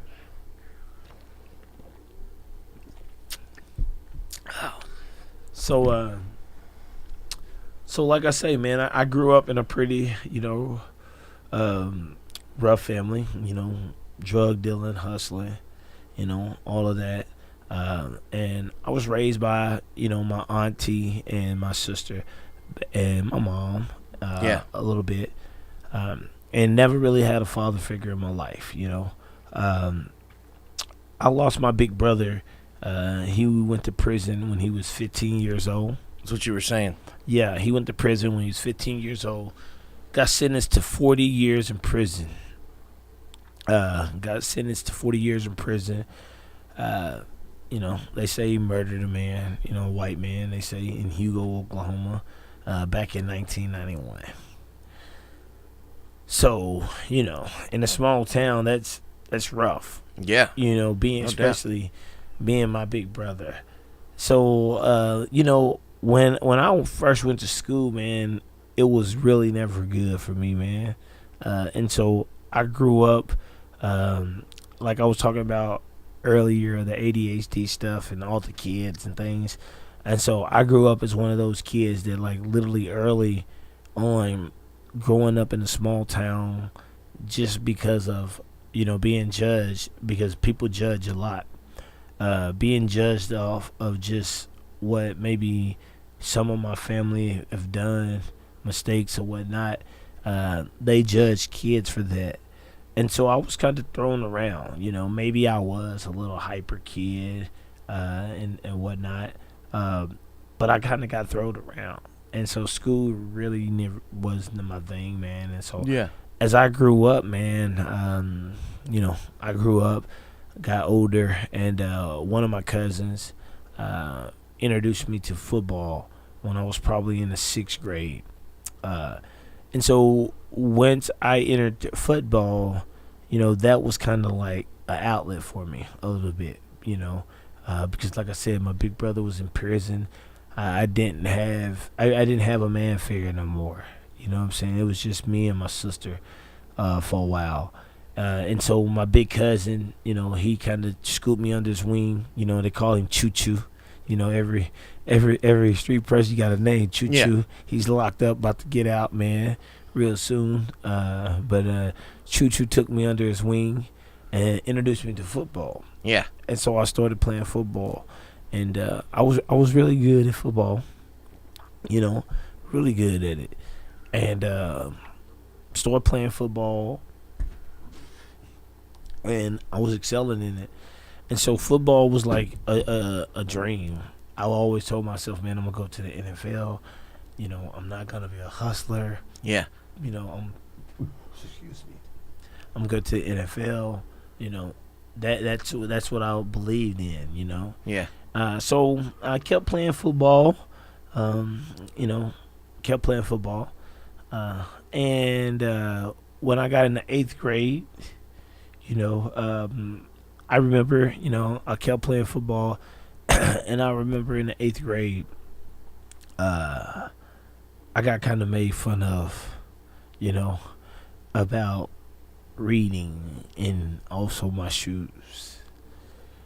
And like I said, my whole life I was thrown around in school, thrown in special ed instead of trying to, teach me and have patience like a lot of kids, get thrown around these days. I was just thrown in this bullshit special ed class where the teachers didn't teach you. You play fucking games. Yeah. You play fucking games back in the days, and like even went to Special Olympics. They take, like, some people literally back in the day, motherfuckers, you go to Special Olympics like in these classes. That's not fucking cool, and it still happened. And so, like I said, I got made fun of, man, in the 8th grade, and that's when things changed for me. I was still playing football, but that's when I started really getting into the street life myself. Talking about where I come from with my family and things. I started hustling early in life. In the 8th grade, I started selling meth. Yeah. In a small town, Hugo, Oklahoma. I moved over to the north side of Hugo, Oklahoma. On the north side of Hugo, Oklahoma, my mom is over there, which is, you would consider, as we would say in the back of the day, because we was on the south side, we'll call the north side, that's where all the good white folks live. Yeah. And so I moved over there to the north side. The North Shore. Yeah. The North Shore of Hugo. Yeah, the North Shore right. of Hugo. And so we moved over there, man, and I'm going to tell you the story of how I got introduced to the drug game, So we moved to the north side, and like I said, I got made fun of one day. Fast forward, go back, I moved there to the north side, and I'm living over there in the neighborhood, literally we're the only black people in this neighborhood. I'm getting to hang out. How weird is that? It was weird back then. I've never lived in an all-black neighborhood where I was the only white person. Yeah, you know what I mean? Never. I got black neighbors across the street, but, like, I've never had that kind of immersion into it. That must be a trip. Yeah. Yeah, it was. Especially coming from Rosewood back in the day. Yeah. But I adapted well. It's a small enough place it would probably be normal after a second. But I used to beat up a lot of the other, like some of the black kids that used to try to pick and take some of the white boys' bikes. I would charge the white guys money for me to beat up some of the black guys. Yeah. So I made some friends pretty fast over there on the north side. Some mad Shylock game in Hugo, man. Yeah. Yeah. So, but back into, getting made fun of, man, and my whole story and where we finna go to this, and end with this awesome, inspiring story, man. But life. So, one day I'm walking up the street, north side, and this guy, man, he's always had clean cars, like nice cars, like Mustangs, all the time. Nice cars, right? Nice girls out there. I'm in the 8th grade, man. I'm growing up. I'm at, and I wasn't your average kid in the 8th grade. I wasn't at all. Grew up fast. And so I'm walking up the street one day, and I've always walked up there, and I always would say hi to him. And, he'll say hi to me, and I'd be like, "What's up, man?" And so one day, this guy kind of invite me to his house. And I go over. He's like, "Hey, man, you want to hang out?" And I'm like, "Yeah, why not?" He had like 2 pretty girls there hanging out. Yeah. I'm in the 8th grade, Yeah. Shit, it's cool. Try to make it work. Yeah, that's right. Try to make it work. Yeah. And so I go hang out with this guy, man, and we're sitting there just hanging out. I drink a beer, give me a beer, Because in the 8th grade, man, we started drinking. In Hugo, Oklahoma, we started drinking in 7th grade. You can go buy beer. I don't know about you growing up. Yeah. There was always a store you could get anything. You want cigarettes or beer, whatever. But I'm talking about in the 7th grade, though. Yeah. I don't know about that. Yeah. I never tried too hard in the 7th grade. No, 7th grade, man. We was rocking, man. Not bullshitting at all. And so, back to what I was saying. Where I'm hanging out, drinking beer, girls hanging out, man. And this man hanging out, and he whips out a plate, and I see him and the girls doing this little thing. They're snorting something, right? And I'm just looking like, what the hell? I knew that wasn't right. You know, like just from my uncles and people from the hood, you don't snort that shit. You don't do that. Like, you don't. At least back then, like, black people did not mess with meth, cocaine, none of that. Like, at least where in the hood. What year was this? Like, man, that was fucking shit. I'm 38, man. I was in the 7th grade. I'm 38 now. So 2097, like 8? 90, this was like probably like around 97, maybe 90, maybe 96. Okay. 96. Okay, yeah. Things like that. Because right now it blows my mind. The hood, everybody do this ice shit, and it's crazy. People are into meth. Yeah. It's good stuff or whatever. I mean, shit's people who say it sucks never done any of it. You know what I mean? You hate to be that way about something, but it's pretty serious stuff. So, okay, let's get back to my story. Yeah, I'm sorry. So I digress. So, okay. So back to how I got into this game and get on to this. So, man, I don't got nothing to smoke. Get the lighter. You want me to roll one? Yeah, why not? Oh hell. And so they're, like I was saying, they're snorting things. And so I'm sitting here and I'm just sitting there drinking a beer, hanging out, and the guy asks me, he's like, "Hey, you want some of this, kid?" And I was like, "No," right? And so I just continued to hang out. And then the second night, I went back to hang out. And when I went back to hang out the second night, he had some girls over, and he got to talking to me about making some money and how I can buy some new shoes. Yeah. You know what I'm saying? And be able to help my mama. Get you one of them fresh cars. Yeah. No doubt. I got a fresh car too early. Yeah, no doubt. Like, I got a fresh car. Fuck yeah. And so that second night, like I said, I went over there, and it was girls over there, and he got to telling me about how I could make some money. Yeah. And I've got made fun of about my shoes and, all that type of stuff. And when he said I could make some money, I was like, yeah. I was finna go into the 9th grade, meaning that I was finna be like grown, because like I thought I was gonna be grown. Like when you be a freshman, you a man. Yeah. Yeah. And so I was like, I can be a freshman and get a car. Isn't that fucking ridiculous to think you felt that way? You know what I mean? Did you feel that way? Sure. Of course. Okay. Fucking driver's license? Yeah. You know what I mean? Or, whatever. Just, yeah, of course. Yeah. Fucking 18, I did some crazy shit in Tijuana, and, I can't fucking imagine seeing me walk into this place like then, now. Yeah. You know what I mean? Like, you'd just be some fucking freak. Yeah. Hey, Walton McMurray, what's up, baby? So, good to see you. Good to see you, baby. I fucking love Walton McMurray. You know Walton McMurray, the drummer? Yeah, he's an awesome drummer. He's a bad motherfucker. He is. Walton is an awesome drummer. Yeah. And that's what we do too here at Smokin' to Strangers, man. You never know who may just pop in the fucking door.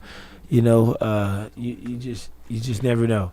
And so back to it. And so the second night, I hung out, and he got to talking about how I can make some money off the product. Yeah. And so I was like, really? How? and he told me, and so I tried it. Hey, slide me. Can I see that? So I tried it at a young age, man, and my whole life was changed that night. Yeah. Certainly sells itself. You know? It's some serious shit.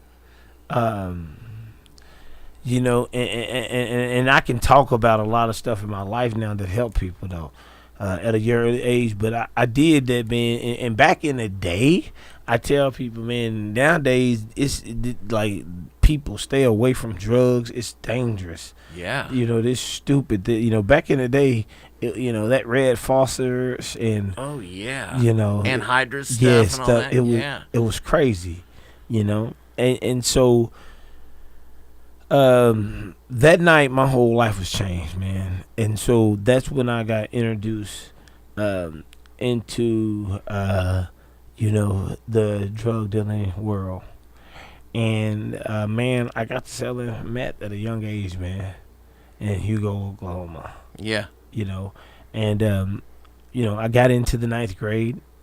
I got to, you know, in the 9th grade, got to hustling. Man, a lot of my friends, you know, got on it, and it's something that I look back and I feel sorry, but it's like it made who I am, and a lot of my friends now today are also better people. Yeah. You know. I like to think that I have a non-moral judgment about drugs. You know what I mean?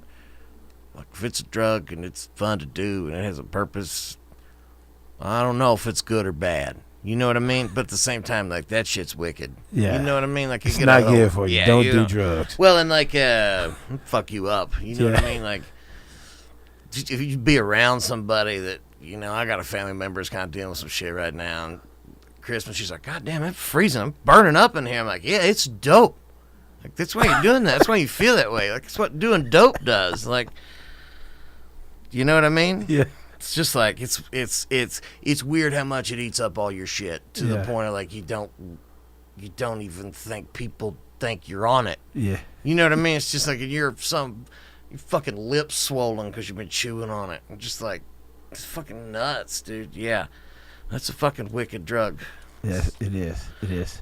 Stay away from it, people. All drugs. Just do Adderalls. Yeah. No, I'm just kidding. First time I ever took an Adderall, I didn't get a drink of water for 3 days. You know what I mean? God damn, Adderall, boy. Whew. Adderall 30, come on. Again, you know, I'm not trying to. So, So how long before you got into the MMA stuff? Okay, so we can keep going on. Fast forward to that. So, with the hustling and moving on to the 9th grade, selling the meth, I got to moving on to other things, and got into school, high school, playing football. 9th grade, I was a standout. Always was a standout in football. School once again wasn't my thing. And for some reason, every year after football season, they'll find a way to kick me out of school. Yeah. Like every time. Yeah. Like every time. Find a way to kick me out of school. That's fucked. Find a way to kick me out of school. So, I like I said, I grew up fast, man. And so I had to find a way. How would I graduate and learn some things? Because my whole life, man, no joke, wanting to learn, Yeah. I really never found the person who really just took out the time growing up, like teachers wise. And, maybe, I don't know if I was just that bad of a kid where a person didn't want to teach me. I don't know, but once I got into the 9th grade, man, I got tired of fucking up. I watched so many of my family members go to prison. Everybody in my town in and out of prison, like that was the thing to do. Yeah. And so I wanted better. I was doing drugs, selling drugs, And I told myself in the 6th grade that I wasn't gonna do that. But there I was doing that type. I was Fucking let that dare officer down. like, like I feel the same way. Yeah, I was doing that, man. And so,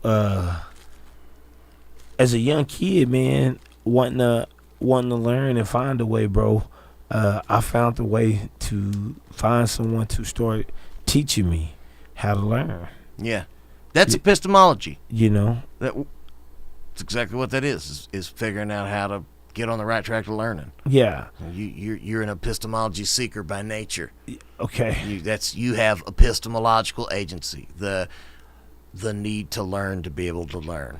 And that's what I continue to do today. And you know what? Smoking with strangers, like that big ass word, like I ain't even fucking know that word. Yeah, I barely use Say it correctly. Again. Say it again. Epistemology. Epistemological agency means you take time to know about what you know and learn about what you. I want to, and I continue to, man. So, like I said, man, I was thrown around, and so, man, like I never really even told this story. Not many people know this story, man. But I seek the way to learn, man. So I end up, in the 9th grade,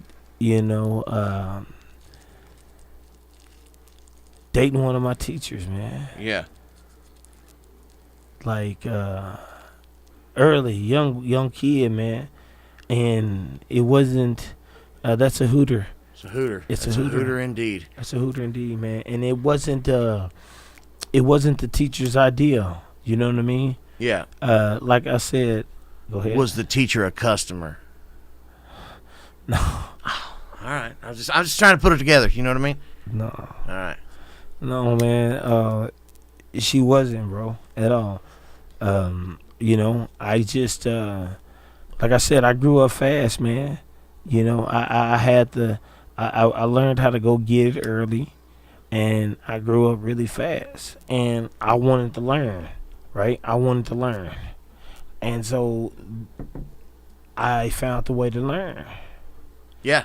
At a young age, man, I wanted to learn. I didn't want to continue to go down the road I knew I was going to go down if I didn't learn some things. I needed to figure out a few things, how to get out of my hometown.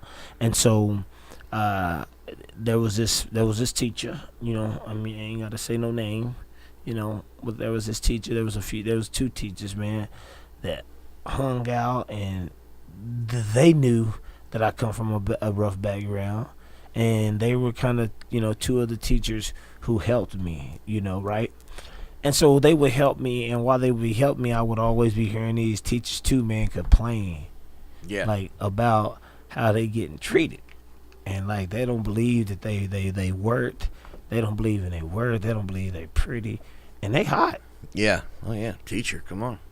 They hot, right? Yeah, no doubt.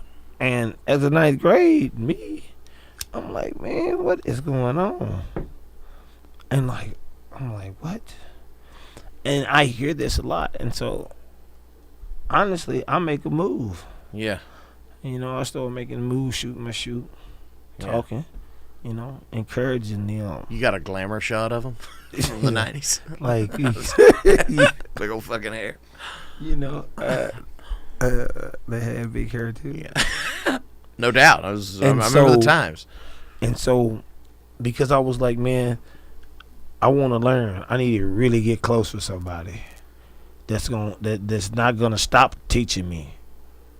Cause I had, some people that come and they'll try to teach me, and they leave, they go, And so, years pass, I end up talking to my teacher, and man, I had a teacher who helped me a lot. And I got kicked out of school, when I was a senior. They tried to kick me out for like 130 days, basically the whole year. Yeah. And I had a family. My best friend, John White, white kid who, his family kind of helped me out my whole life. Been a great friend of mine. They helped my mama out, another lawyer, and I got back in school because I beat up a security guard. I beat up a security guard for walking close to my teacher, who I've been dating for years. You know what I'm saying? Yeah. They didn't know this. Yeah. People, no, like this is the first time the world knows this, and I'm not ashamed of it because my life's been a movie. It's been a journey, and the teacher didn't do nothing wrong. I did this. Yeah. You know what I mean? I was gonna find a way to learn. You know what I mean? And so I got kicked out of school, and I got back in school, but that teacher, man, she is the reason, like, I left Hugo. I got into college. You know what I'm saying? Mm-hmm. Like, the things that I didn't learn damn near my whole life growing up, she tried to catch me up and did. And, I wouldn't have probably never got that if I wouldn't have made a move on my teacher. Like if I wouldn't have made a move on my teacher, like literally growing up, and this is nothing that I advise kids to do ever. It wasn't cool. As I look back, I'm like, man, that's fucking crazy. I mean, I wish I slung that dick so good I could just get a degree. I mean, no doubt about it, though. I mean,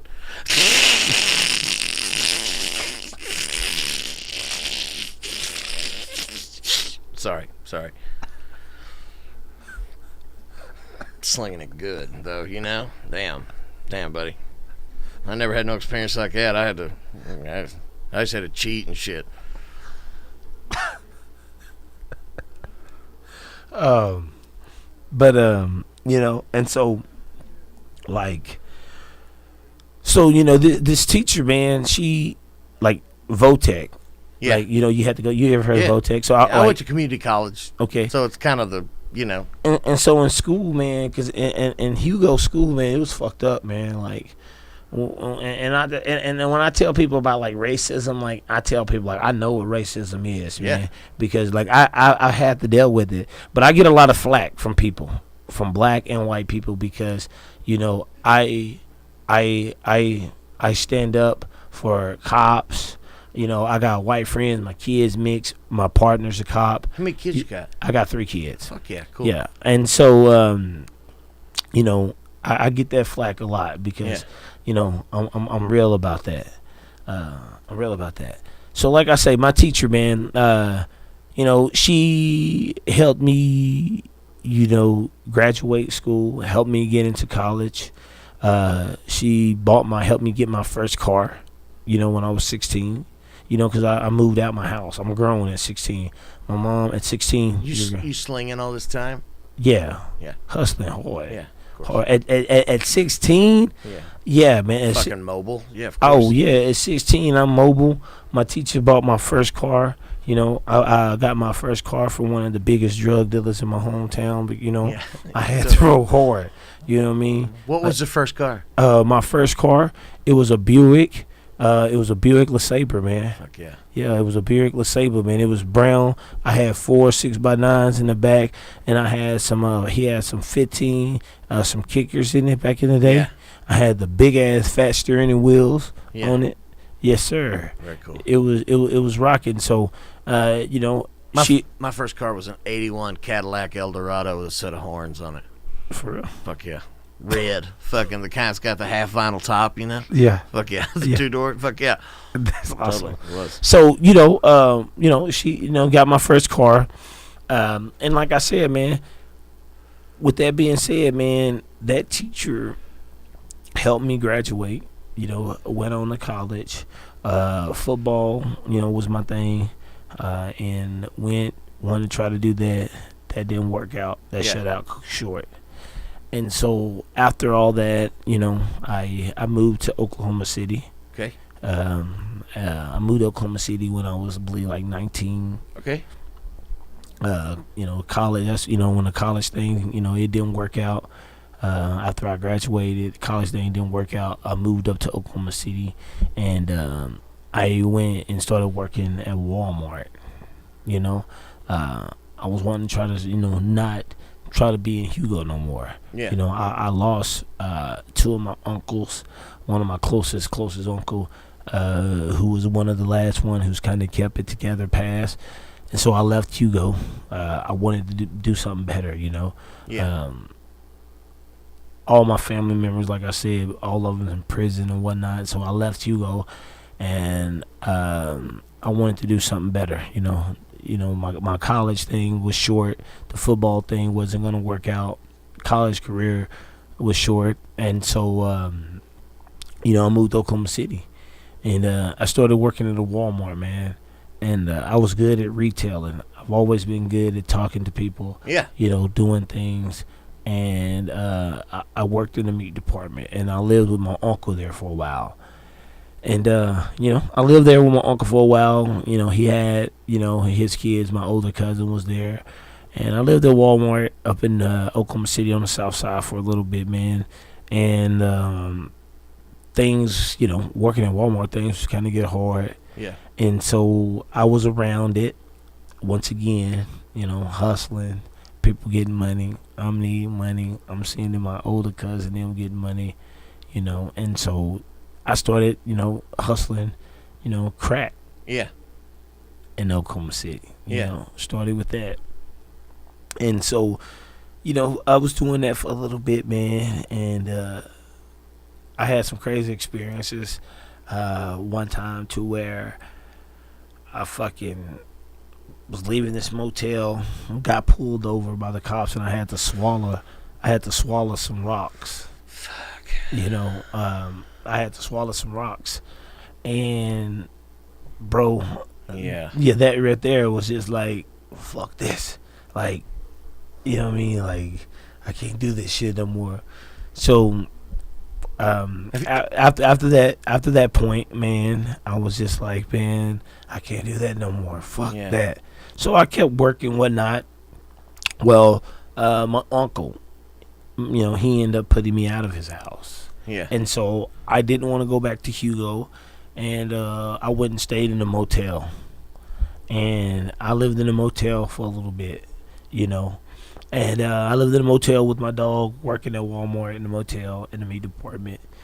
And I did that for a little bit, man. And I worked on the south side off of Santa Fe. Yeah, I know exactly what you're talking I about. never forget it. Yeah. And so my people, my granny's people, they're all from like South 44th and High, right there. Okay. But it's just right by that Walmart. Okay. Yeah, Southsiders big time. Yeah. And so, bro, after I got put out by my own uncle, I lived in a motel, and I was like, I'm not gonna go back to Hugo. I did a lot of fucked up shit growing up. I'm blessed to be here, and I would just refuse to go back there. And so I continued to work at Walmart, and as you know, on the south side, it's nothing but Mexicans there. And so working in the meat department, man, I met a lot of people there selling the meat. And one day, man, I met a Mexican guy, and we sit down one day and talk. And he told me that he can help me make a lot of money.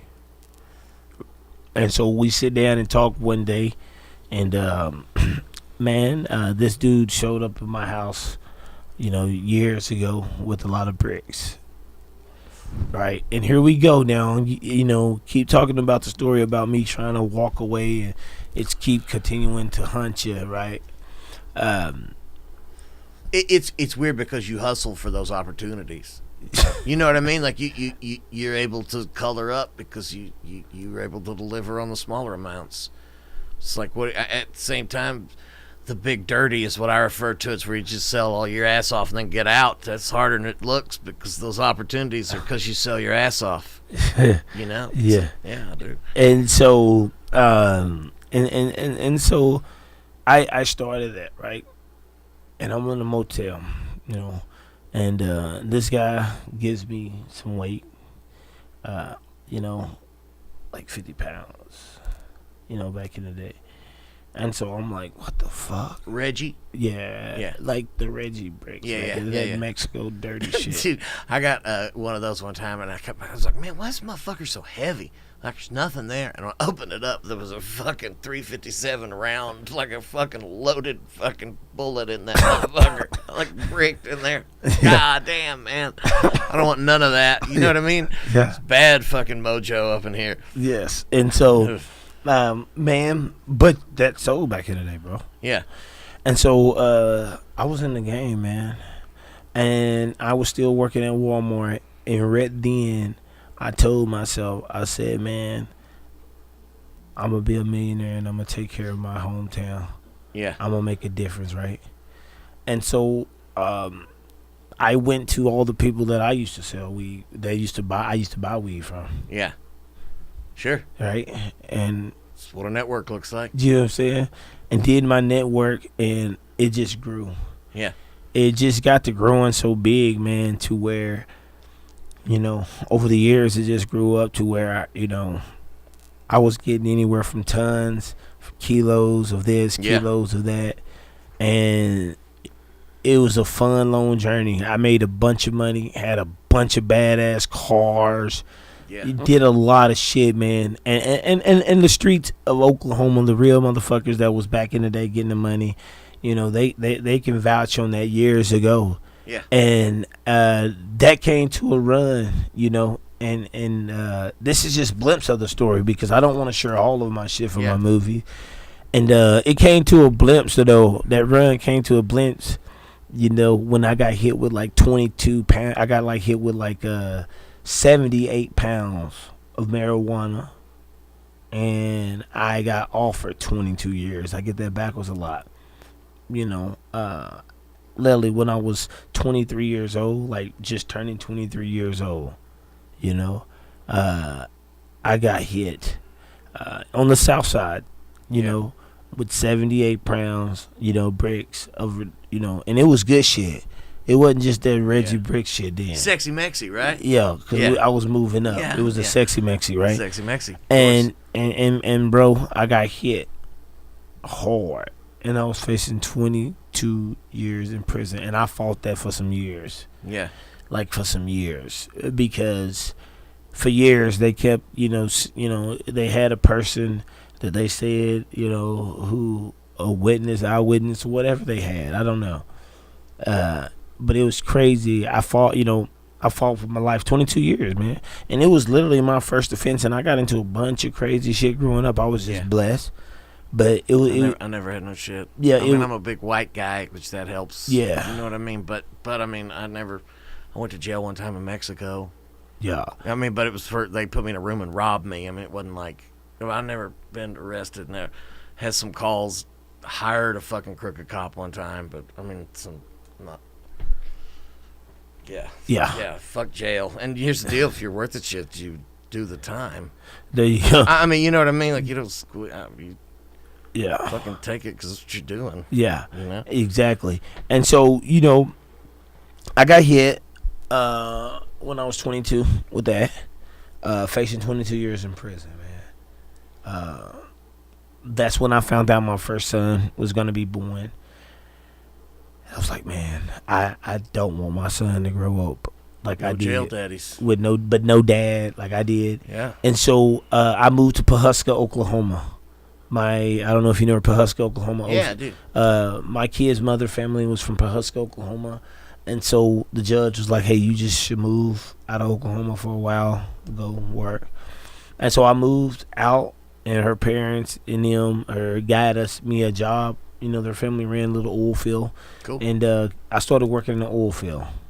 You know what I mean? Yeah. I started working out in the oil field, did that for, a few years. Baby was born, okay, I'm gonna be a dad. Yeah. Like, I'm gonna try to do the working thing. Like, I got an oil field dude, then I got a good job. I like to work, and I'm learning trades.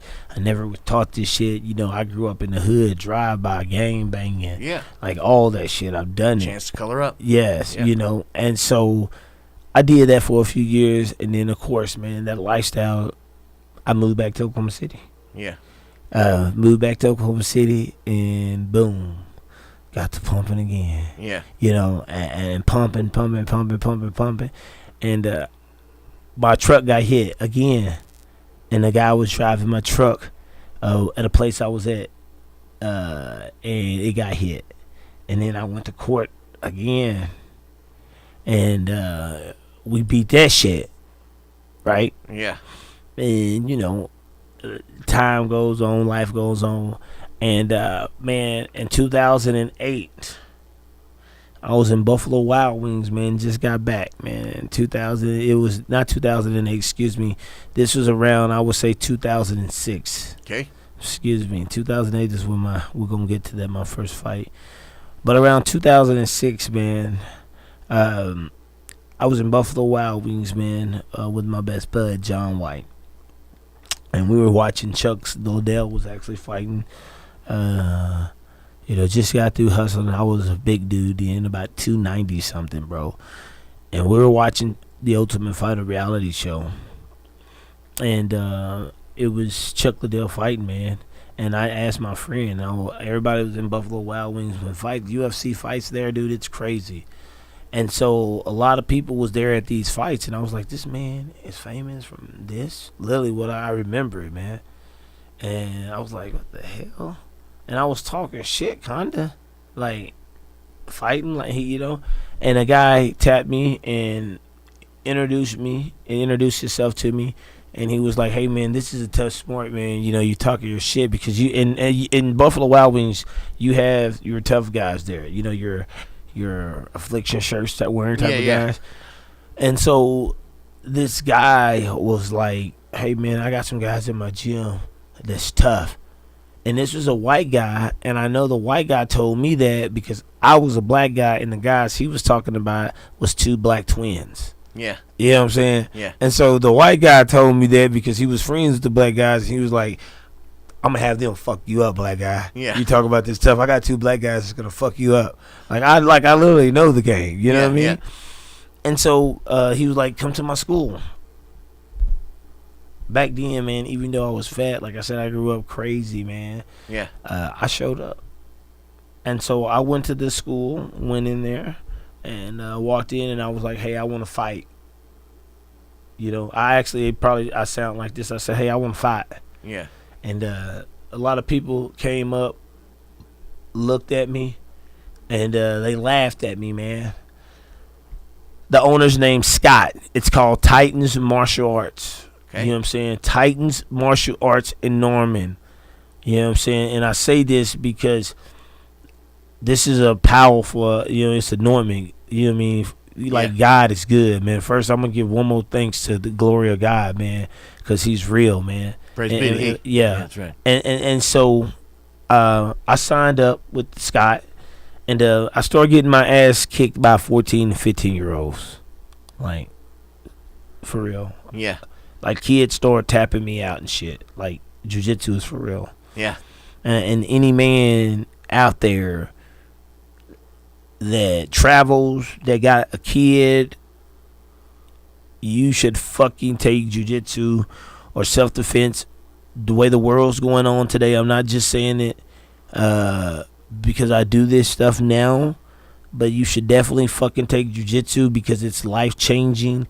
It makes you really feel like a fucking man, like you're strong. Yeah, it's a power. Yeah, fucking go try jiu-jitsu, everybody. All right. Okay, but yeah. Anyway, I started getting my ass kicked, man, by these kids for a while, and I tell the people, man, I was like, I'm gonna end up kicking these kids' ass, telling the parents.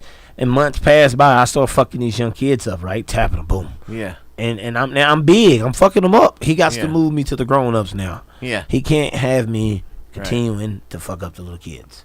Was it like a bunch of little? Did they ever go like 26-year-olds or anything like that? No. Okay, all right. It was little kids. I know. I was in there with a bunch of teenagers. Come on, motherfucker. Like, no, they was grappling. Listen, Scott put me in there. I remember I was like a 27, 27, 27 at the time, 27, at the time. Put me in there with a bunch of, 13, 16-year-olds. Norman kids, and their confidence was up. I know they were going to school like, we're choking out this black guy with tattoos up, and that's great. I love it. I know they were getting confident. Yeah. But after a while, he had to move me to the bigger kids. You know, I wrestled in high school, and it's weird to think, like, even doing that, like, you get the concept how somebody's bodies work. You know what I mean? Like, in a fight or something. If you control somebody's head, you fucking, you know what I mean? Do a lot with that and shit. Yes. Like, it's just, it's interesting. I've never got into jiu-jitsu, but like I say, I think that when I see people fist fight who hadn't fucking done any training at all, you know what I mean? Right. And so, you know, and like I say, I moved to the back, man. And so when I moved to the back, I got the training in the back. And by far, I really never thought that I was going there to be a fighter. You know what I mean? Yeah. I was just like going to try to prove a point to this white guy. Like, this white guy told me that, like, and then he was like, you can't do it. I'm like, no, I'm going to show you a nigga can do this. Yeah. Like I told him, I come up from shit. I can do anything. So I went and did it, right? Even though I was fat, out of shape, but I moved to the back finally. And so I moved to the back, got to meeting people, and I met these two brothers, man, young guys at the time, Mike and Ken Jackson. And so we became good friends, and long story short, man, they figured out they wasn't, you know, they really wasn't getting treated right there at that school by that guy for years. I finally woke their eyes up, and a lot of shit happened with their car getting repoed, and I was like, listen, guys, you guys should move in with me. I didn't know nothing about it. I was like, I can manage you guys. I was like, you guys should move in with me. I can be your manager, because they were twins. I was watching Chuck Liddell fight on TV, and so I always think big since a kid, and I was like, man, I can manage these guys. And so I was like, hey, you guys should move in with me. I can get you new coaches. I can get you new everything you need, and I'll take care of you guys, right? And so they moved in with me. Literally, they moved in with me, man. And I had to get them new boxing coaches, new jiu-jitsu coaches, all that. And I pay for all that. They live with me, you know what I mean? And so I paid for that. I remember like the first 3 months I did like a film back in the day. It was called the Day of the Jackson Life, because I was a manager. Yeah. I started cooking their meals, and that's how I got into, you know, started losing weight. I was their manager. They lived with my apartment, and their job, they just bodyguarded my apartment while nobody broke in. Yeah. And so I got them new jiu-jitsu coaches. I got them a new boxing coach, because before they didn't do nothing but jiu-jitsu. And I was like, fuck that. You just want to grab, man. You need to learn how to punch, too. Yeah. So we got them striking coaches, and I managed them. Bro, I got fights in Vegas. I was in Vegas, and limos and all that, right? I was just a manager. I was good at that for years, man. Yeah. Getting them fights. They got knocked out a couple times, too. And I'm going to get to that story. It's just all been a movie. But I managed them for years, man. Spent a shit ton of money on these awesome guys, man, for years. I was just a manager after going in there just to be a fighter. Well, not be a fighter. I just told this guy I can do it, right? I ended up taking the students, managing them for years, you know. And they were like purple belts at the time. And I did that for a few years, and maybe 2 years. And my uncle, he ended up talking to me. He was like, hey, you're spending a lot of money on these guys. They've been teaching you this shit, because the whole time, you know, I was training too while I was still getting money a little bit, you know. And my uncle was like, you should take a fight. You spending all this money on them. You tough. He said, you've been tough your whole life. I was like, man, I really like dressing up. I really don't like getting hit. You know, I met Uriah Faber, all those guys back in the day. Yeah. Like I was like, you know, and so I was like, he was like, man, you should try it. So I ended up talking to the promoter into paying me some good money. Like a lot of people don't get paid good money. Yeah. Their first fight.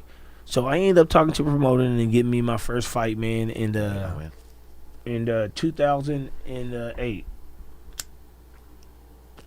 And so I took my first fight in 2008, man. And I went out there, and I won in 16 seconds. Where was your fight at? Vegas? No. Okay. No, it was in Sallisaw, Oklahoma. Oh, okay. Yeah, Shane Eastman. Okay. I remember it. And I choked him out in 16 seconds with a guillotine. right? And that day, man, I made that money so fast. I was like, shit, that ain't bad, you know? But still, you know, kept doing what I'm doing, managing the fighters. And then, you know, a few weeks later, they called me, and they were like, yo, Cortez, we have another fight. You want to fight? Blah, blah, blah. It's a guy named Jeff. He's out of Travis Luter's gym, you know, and Travis Luter gym is a popular gym in Dallas still today. You know, there's a fighter named Kevin Holland who have fighter of the year out of the UFC that's out of this gym, Luter. Okay. That my second fight was Jeff. Okay. And this guy, Jeff, had just got through going to like Pan Am's or something, which Pan Am's, now that I know because I'm a black belt in jiu-jitsu, Pan Am is a, you know, huge organization for the IBJJF, right? And so this guy had just went and placed there. And they were like, do you want to take this fight? And I was like, yeah, why not? I took the fight. I went to Arkansas where the fight was. And, man, me and my baby mother, man, we went out, had drinks the night before, hung out. Like I said, I didn't know this is what I was going to do. It's a fight in the streets. You have to be ready, you know. And so I went out, partied. Next day, went and took the fight. Went out there, fought my heart out, and ended up getting tapped out, getting tired, tapped out. But after that fight, man, a guy named Mark Fiore. I don't know if you know who Mark Fiore is, but I don't know if you might know this name, Matt Hughes. Okay. You ever heard of Matt Hughes? I know nothing. Okay. Of any of that. Okay. So UFC, Matt Hughes is a legend. Everyone out there is watching know who Matt Hughes is. So Mark Fiore walked up with a guy named Brian Foster, and Mark saw something in me, man, and he asked me what I did. I told him what I did, you know, and he was like, hey, man, if you get to my gym, man, I think I can make you a champion. Yeah. And this was my second pro fight because I went straight pro. I never had an amateur career. When they asked me, you know, when I signed up, they asked, are you amateur or pro? And I didn't know. I was like, what's the difference? They said amateurs don't get paid, pros do. And I said, I'm a pro. Yeah. You know, I'm a pro. You know, I've been getting paid since a youngster. Yeah. I got to get paid. And so I went straight pro. And so Mark Fiore, when he told me that, you know, I went back, told some of my old people for years that I was getting money with, man, in really deep, man. And I told the Jackson twins, the guys that I was still managing a lot. Yeah. And everybody else, I said, man, listen, I'm done, man. I was like, man, I think this white man giving me a chance, man. I said, he think I can be a chance, man. I said, I think I might can do this shit, bro. I talked to a few of my big OGs, talked to some of my big SAs, my big Mexicans, you know. And I was like, man, I think I'm a bag away from the game, man. I think I can go do something better, man. Yeah. Really, I can do something better for my kids, man, and the twins. I told them back in the day, I was like, I'll bring you guys with me, you know. And so I moved to Illinois, man. And I moved to Illinois, to Granite City, Illinois, and I lived in a dorm room with like 30 fighters, bro.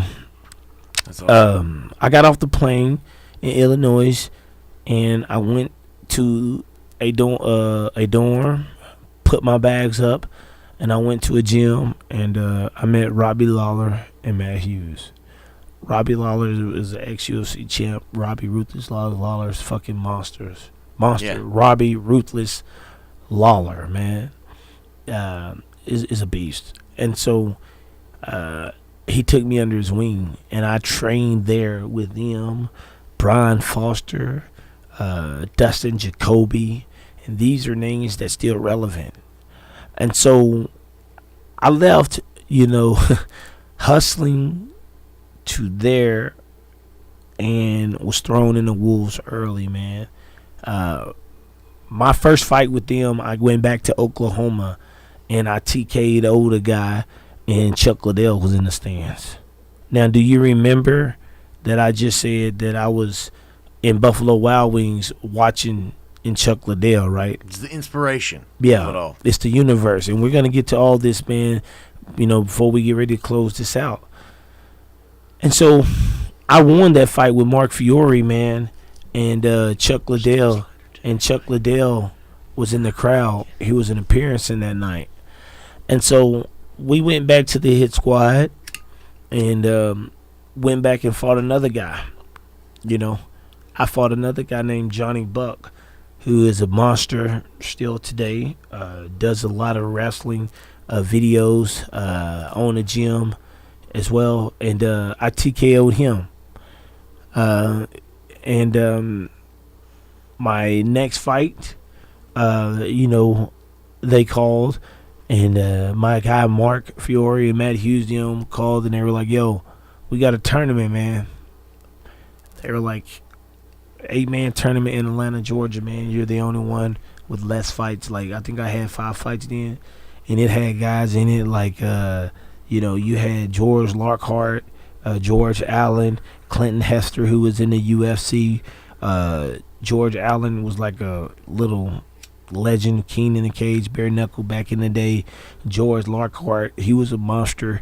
You know, he does a lot of nutritioning and stuff for like guys like Conor McGregor and things. And then also Douglas Lema is now still right now the former Bellator champ.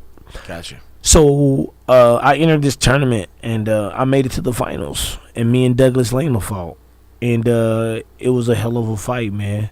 You know, it was a hell of a fight. Still today, I still think I won the fight, you know. And Douglas Lema is the Bellator champ. And so, you know, after that fight is when I really knew that this is what I was supposed to do in life. Is when I really, like, was like, this is what I was supposed to do. I'm couldn't, you know, forget everything else. You know, my past is my past. I can do this. This is what God made me to do. And after I lost that fight, I got to take a fight, short notice fight in Strike Force, which back in the day, it was that was a big ordeal. You know, Fedor, Dan Henderson was on that card. And I got a fight at the center where the ice hockey play, the St. Louis, you know, play their ice hockey. Fuck yeah. And I got the fight in there. Big right? venue. Yeah, that's awesome. And so I fought in that big venue early out of Oklahoma, man. Like going straight pro. Yeah. To getting picked up to there, right? And so I end up choking my first black belt out there. And it's going great. It's going great. You know, all that's going great. I'm training at Matt Hughes. My life's going, everything's going good. Fighting, you know, I'm like, I'm going to be big time. You know, my hometown's proud of me. People, you know, knowing. Yeah. You know, that's making me feel good from where I come from. From people told me I wasn't going to be anything. Right? Well, all of that cut down. All that shut down, you know, after about, you know, 3.5, 4 years. A lot of that shut down. Matt Hughes, you know, their gym end up selling. They end up selling it. And a lot of us fighters, you know, we're trying to stick together, and it's breaking up. And I'm like, what the fuck? Like, what the fuck? We try this gym in Illinois. You know, my coach Mark tries to get a little place in Illinois. Me and my guy Dustin Jacoby and Foster, we're trying to make that work. It's not working, and doing that and doing this, and so, man, I end up moving back. I want to say probably 2012, maybe 13. I end up having to move back to Sulphur, Oklahoma. You know, I moved back to Sulphur, Oklahoma. From leaving for a while, you know, changing my life on track, like making a name for myself, you know, because this was a turnaround story for me, especially for me, people that know me, right? Yeah. And having to come back. Sulphur's a lot quieter in Illinois. Yeah, like, no doubt. And so having to come back from training with guys like Matt Hughes, and you know that it was my life, bro. I've sold drugs, and that's all I've known my whole life is that being ready to die, ready to take a life if I have to. My whole life to just fighting. to fighting every single fucking day. We lived in the dorms. Like, that was my life, man. Yeah. And so when I moved back to Sulphur, Oklahoma, I was like, man, I how can I make this work? You know, I trained a little bit. You know, there's one of the toughest motherfuckers that's in Murray County, you know, Rob Webb. You know, like, no fucking kids is tougher than his kids. Like, I trained with this guy, right? He helped me out a lot. I was trying that. But it wasn't what I was used to, right? Yeah. And so, you know, my kid's mother was like, you can't do what you've always done for money when you come back, you know? Yeah. And so, you know, I was like, what am I gonna do? She was like, I got you. And so, you know, her parents, you know, Smokin' Joe's Barbecue, shout out to Smokin' Joe's fucking barbecue, best barbecue in the state of Oklahoma. Right. If you're ever in Davis, Oklahoma, stop by. Deal. Yes. Tell them Crazy Cowboy sent you. But Mr. Joe Wells, man, when I moved back, he ended up opening us up a little store there in Sulphur, Oklahoma, right across from the Walmart. So I started selling barbecue. You know, I'm Cortez, Coleman. People, you know me, you know, from fighting, and I'm in this small town. Yeah. So it was cool. You know what I'm saying? Like kind of like a little celebrity in a small town. And so I started doing all type of cool shit, like half rib contests. I was loving that shit. Yeah. You know what I mean? I was like, hell yeah, man, this is fucking awesome, man. You know, this dude. Something to be said about letting your shit just play out. You know what I mean? Yeah. And so I'm doing that for a little bit, right? And I'm doing that for a little bit, man. And you know, I say about a year and a half back, I end up getting a call from someone. And they're like, hey, is Cortez Coleman there? And I was like, yeah, who is this? And they was like, this is blah, blah, blah from The Ultimate Fighter. And I was like, man, stop bullshitting me, man. Yeah. And they was like, no, we're not. We want you to come and try out for The Ultimate Fighter reality show. And I was like, what? I was like, I ain't got time to be coming out there to try out and not make it. There was like, literally, their exact words was like, no, we like your personality. You just need to cut the weight and, you know, come out here, come through the, you know, do the tryouts, but we're going to get you a fight to get in the house. You just got to win the fight, right? And I was like, what the fuck? You know what I mean? The Ultimate Fighter, bro?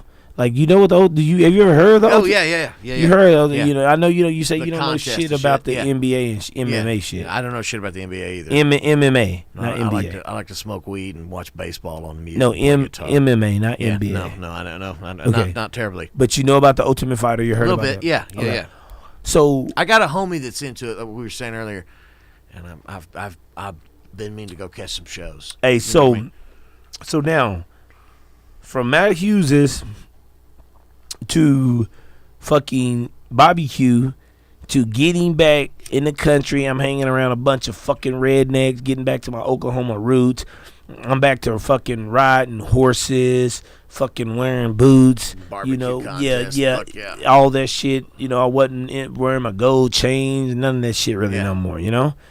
And I looked at my, you know, lady, and I'm like, what we do is your dad opened this. She was just like, you know, she's a spoiled fuck, you know, and she was just like, it'll be okay. She was like, and I thank her for this, but she was just like, you've been wanting to do this, go for it. Yeah. So I was like, Pierce got some burp on it, don't it? Yes, sir. God damn. So I was like, you know what? Okay.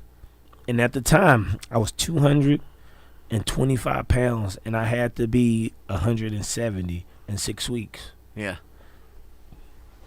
So, you know, I ended up calling one of her friends. His name's Tanner. And I asked him, I was like, hey, do you know any people? Because, you know, he was a doctor. I was like, you smart. I was like, you know any people, any doctors that's good with nutritionists?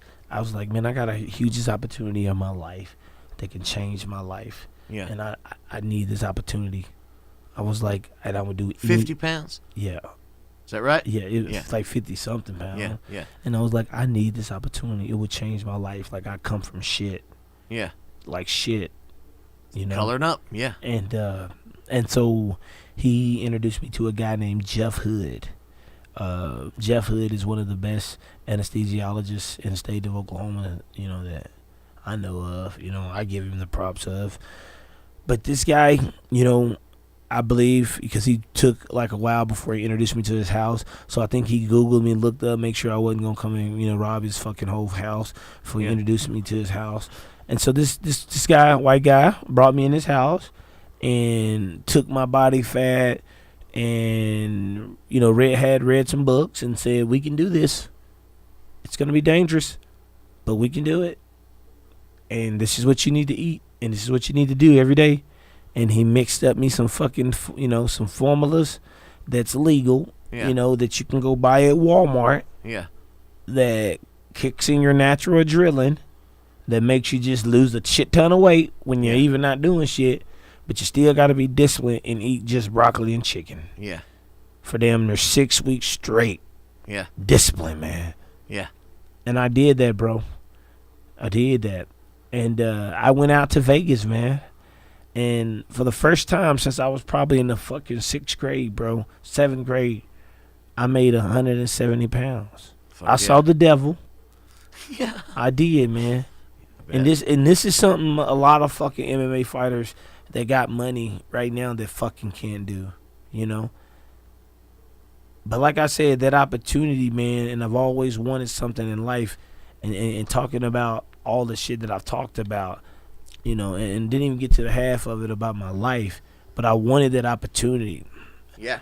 And when that Ultimate Fighter said that, I was gonna die for that opportunity. Yeah. I was gonna die for that opportunity, and I damn near did.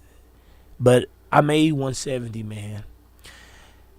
And when I went out there and walked into the cage with my cowboy hat on, my shoes, and Dana White is the one who named me, and he said, I'm very excited to watch this kid, Crazy Cowboy. He called me that. Yeah.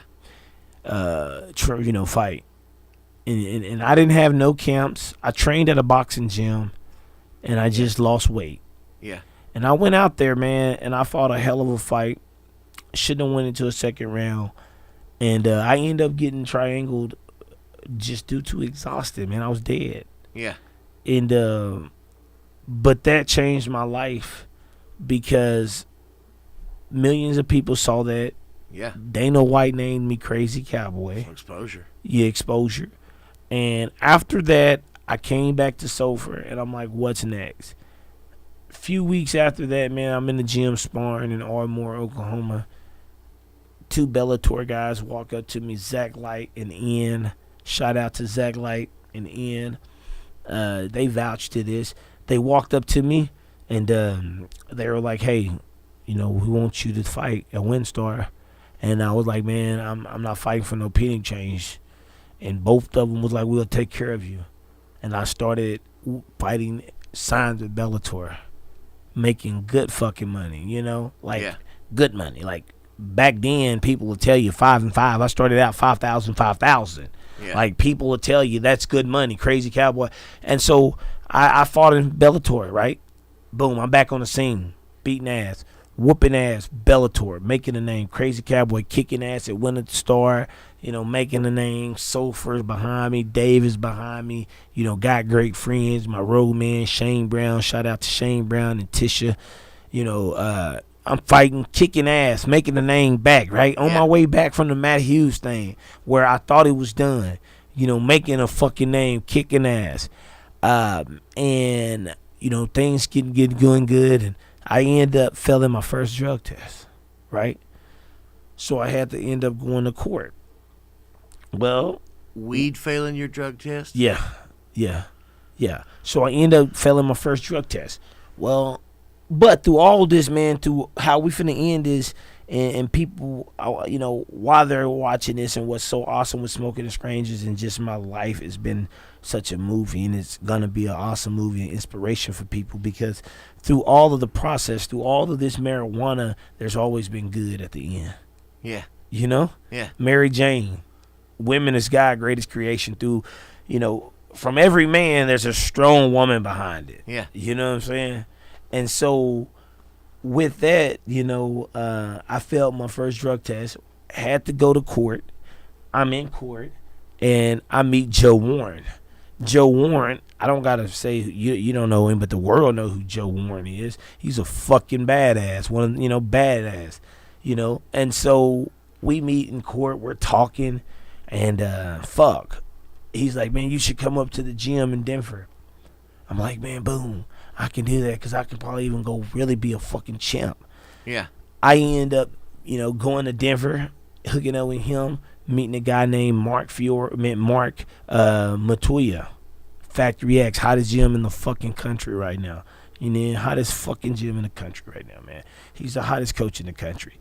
So I end up going there, I'm suspended, but through that good, I end up getting another coach because, like I said, after Matt Hughes' gym, I really never had a high-level gym, right? I had to move back to Ada. Yeah. But God put me through that mistake. God blessed me. And so I started training in Denver, right? I'm back on the road, training, beating ass, making a name. I'm talking about Bellator got big plans for me. Like, I'm talking about I can fight with the best, right? And it's going great. Things going great. I'm kicking ass. Mark tells me we cutting down to 170, and I'm like, whoa. I saw the devil at 170. It's just an ultimate fight. I didn't want that, right? And so he was like, Mark is a gangster. You know what I'm saying? He's not a fucking yes man, coach. Yeah. And so he was like, you little. He's like, you little motherfucker. His exact words was like, you little motherfucker. You cutting to 170. Let's go. And I was like, fuck it. You know what I mean? I believe in my coach. I was like, let's go. Yeah. I made 170, and I did great. And kept fighting, making a name, whooping ass, doing my thing. And, man, I end up failing on a fucking great win, beat a dude ass, and I end up failing my third drug test. They fine me and suspend me for 5 years. What year was this? That was like 2014. Fuck. Right? 5 years. I'm just now able to fight at the WinStar, right? Gotcha. Listen, 5 years. Now, there it again, right? That's life, right? I Matt Hughes, now this shit, marijuana, right? I'm like, what the fuck? What I'm gonna do now, right? Like, I'm on a high road, man. Like I was finna make some millions with Bellator. Yeah. Like, you know what I mean? I knew it. The crazy Cowboy, I can fight, but I'm gonna sell tickets. The people like me. And when I come out there, the fans is gonna feel like, I don't give a fuck who you are. We're fighting, right? Yeah. And that's gone, right? Well, about a year after that, man, God put it on me to start my first gym. Man. And so I had money saved up, and man, a friend, Shane and Tisha, helped me get my mats, go pick them up, and I opened my first gym in Ardmore, Oklahoma, man. Okay, and I started training people, and that's when I realized in 2013, and in 2000, I think that was in 2014, my first gym, I believe, around there, is when that was my passion. That's what I'm made to do. Is coach people, right? Because I was good at it. People came back. Yeah. And so I felt in love with that because like I said, I wanted something for my kids. I wasn't going to go back to the drug dealing. There's been times close because that's all I've known. I don't got nobody that I can go ask help for. And so that's my passion. I worked hard for it, right? So my first gym I opened, I was renting a building from some people, and man, they end up having to do something, and I had to move out, right? Boom, that's gone. What the fuck now, right? Months go by. One of my clients, Amy Muse, tells me, she's like, Cortez, I got a perfect spot for you. It's awesome. These people are great Christian folks. Like, you'll fit in great, and you're good at what you do. They have kids. You can train, their kids. And I'm like, awesome. Because I know what I got is special. Yeah. Back then, I knew it was special. You know what I mean? I knew it was special. And so I go meet these people. I'm not going to say their name. Their business is still doing successful here, and I continue to pray that they're doing successful here no more. But I went in with these people, met them. They sold this shit called isogenics back in the day. I was getting paid by people already, and they were like, they like what I did. They like what I did, and they were like, man, we love what you do. We love your energy. We'd like to bring you on. You can start your program. You can start your program. And we won't charge you no rent for like 6 months. Only thing we ask is, you sell isogenics. And I was like, fine.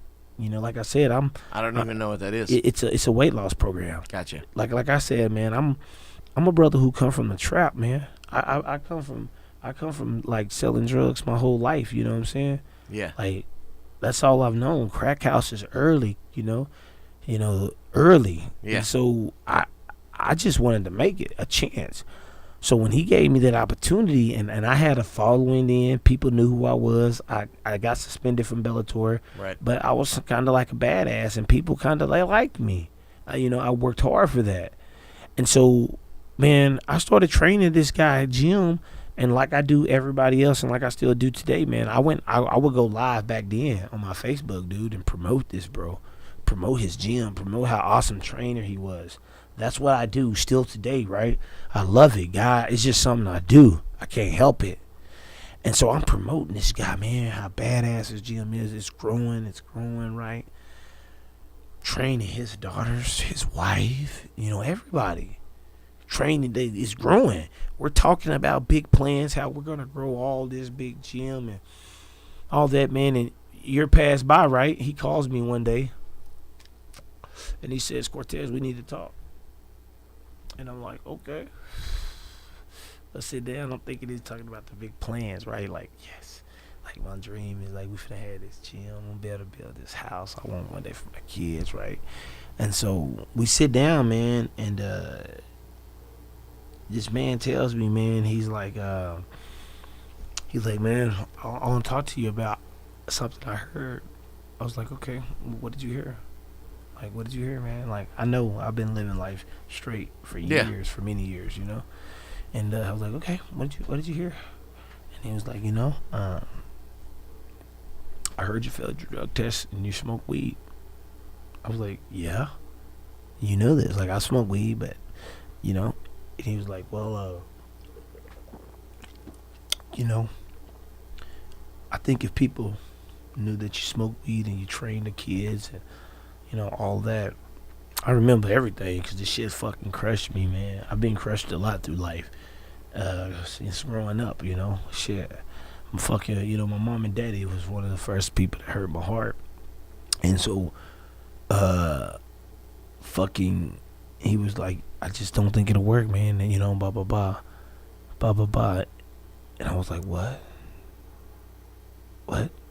Like, and so there I was, man, again, like, me and my kid's mother had just broke up too. I had my own apartment, money was going good, and it shut down. Well, once I left, man, I started losing clients, like people counseling checks, a lot of shit, right? And I'm wondering what's going on. Well, I end up, finding out months later after a guy named Cody, a client that I used to train country, redneck guy, came down and he was like, Cortez, man, I want to talk to you about something, man. He was like, I want to tell you the reason I stopped training with you is because Sean, he had a background check that thick of you, man, and it's like recent, man, like some crazy shit. He was like, man, it's scary. He's like, and I just don't want to be involved with that. I got some shit on my record, and I'm trying to. He was like, I'm trying to clean up, man. And I was like, what? I was like, I don't have nothing on my record, bro. I was like, at all, because I literally don't, bro. Yeah. And I was like, no, that's not me. Yeah. And bro, this young girl that I was dating at the time, her mother looked up the wrong background check of me, Very cool. gave a background check to this guy. This guy was a scary Christian man who didn't know no better. He grew up sheltered. Yeah. God bless his heart. Instead of really deeking in and looking into it, he thought that I was just like still active. Yeah. Like active. Like during the time we was there, right? And so he took that and started showing people. I had a few people of my friends that I had to call before, and I was like, yeah, Cortez, I'm not gonna lie. He asked me if I wanted to look at it, and I was like, no, man, because if that's really Cortez, we'll find out. Yeah. Because they believed me. But this man, instead of taking the time, slandered my name, and I like I said, I end up losing some shit, and so with that being said, fast forward that, man, I end up working at a little gym inside of a gym called Urban Fit. A lady, named Cindy, let me do a little work in. Started doing privates and training, weightlifting people to just try to survive. I didn't want to go back to the streets, right? So I'm hustling. I'm talking about cooking meals for people. I'm going shopping with people to lose weight. Everything. True story, right? So I'm doing that. Well, around, 2015, my buddy calls me and he says, hey, Cortez, you need to move to Ada, man. Come and live with me, bro. You should bring your gym to Ada, man. He was like, bring your gym to Ada, bro. He's like, I think you can just bring your service here, man. I think you'll do good. So I moved in with my buddy named Jason Lorenz. I never lived with many people, like, in my life. Like, you know what I'm saying? My uncle, you know what I mean? And this dude, and then my cousin. I always had my shit. My mama put me out at 16. She said, you grown. You know what I mean? I had my own house at 16. But big shout out to Jason, man. Strong country, redneck, man. You know what I'm saying? There's good white folks in this world. There's a lot of fucked up black folks, a lot of fucked up white folks. Fuck some racism shit. Stay off the news, man, because I done had a lot of good ass white folks help a nigga out, man. Okay? Now back to this story. Shout out to Jason Lorenz, man. I moved over to Ada, and he was like, man, you should bring your gym here. I was like, man, let's do it. And so I had a little money. I had all my mats. I had bags in the storage, all of that. I just didn't have a place and, the structure. So I moved to Ada, and I'm still back and forth driving or more,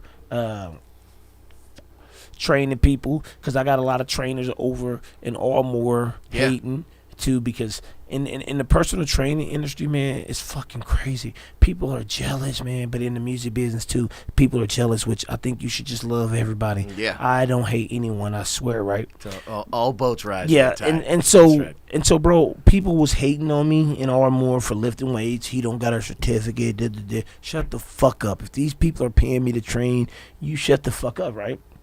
But anyway, I'm back and forth doing that.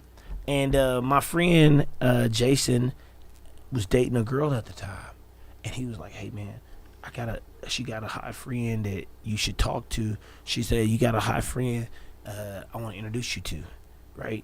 And I was like, "Okay, cool." Introduce me to her. So he introduced me to this lady, and she's a high cougar, 42 years old. Yeah. And we're talking, but this lady is like, I think I was probably like the first black person that she ever like literally been like one-on-one with. Yeah. And so we met and we just talked, was friends. And we kicked off just friends, business partners. Like, we're just talking about doing business. And we talked for like maybe 4 months, and we talked about, doing this together, and she seen what I did on Facebook, saw how good I was with kids, and she was like, I always, thought about having a gym. I was like, cool, totally. Man. I was like, cool, man. She was like, I'd like to maybe help you with it. I was like, man, I'm down. I'm not greedy at all. I was like, you do this part. I got this. I already got bags. I got mats. I got a lot of shit. I got a little money. I said, we can do this, and I'll sell you this much percentage, right? And she was like, cool. And she was like, well, but we're never going to be anything but business partners. I was like, ooh, fine with me. Right? Well, you know, we business partners, and we hanging out one night, and that changes. Yeah. You know, we started dating, but the gym's booming, man. Things going good in Ada. You know, Yeah, it's great to hear. yeah, you know, things is going good. It's a long journey to get there. Yeah, hold on. Yeah. Things is going good in Ada. You know, 2015 gyms fucking banging, people loving it. You know? Yeah. People know who I am. I bring Matt Hughes to Ada. It's going great. 2016, gym steadily going good. I'm fighting, you know, I fight for the world title against Rafael Lovato Jr., who is one of the number one black belts in the world. I was fucking out of shape, out of retirement. He still had trouble because I'm a fucking monster. You know, it's going good, right? Well, you know, this lady, you know, just wasn't, I'm a real guy, wasn't something that wasn't right, you know. And so I broke up with her politely, and things was good for a little bit. And man, the minute I got another woman, bro, I started going through hell. Yeah. Man, things started getting crazy with my bank account, all that. I didn't know what to do. She's coming in my business acting crazy, man. A lot of stuff, right? And I get tired of it one day, right? And me myself, I tell myself, I'm like, man, the Lord did all this, man. The LLC happens to be wrong. And I tell her, if you don't come back and help me with my business and the way you're treating me, I'm gonna delinquish our business and I'm gonna get another LLC. Sent the letter, everything, right? She got it, did show up. I went and did that. Man, 30 days later, she sent me a letter trying to sue me for a lot of money. And there we was in court, right? Bro, I went through that for a long time, man. And that's what I was talking about. I was in a dark spot, you know. And about a year and a half ago, 2 years ago, man, I was close to selling my gym, walking away from everything. Wasn't training kids. I got back to overweight and everything. Okay. And I end up beating that case. Didn't sell my gym, you know. Yeah. And I end up, you know, meeting the partner I started lifting weights with, and end up selling half of my gym to a police officer. End up selling my gym to a police officer.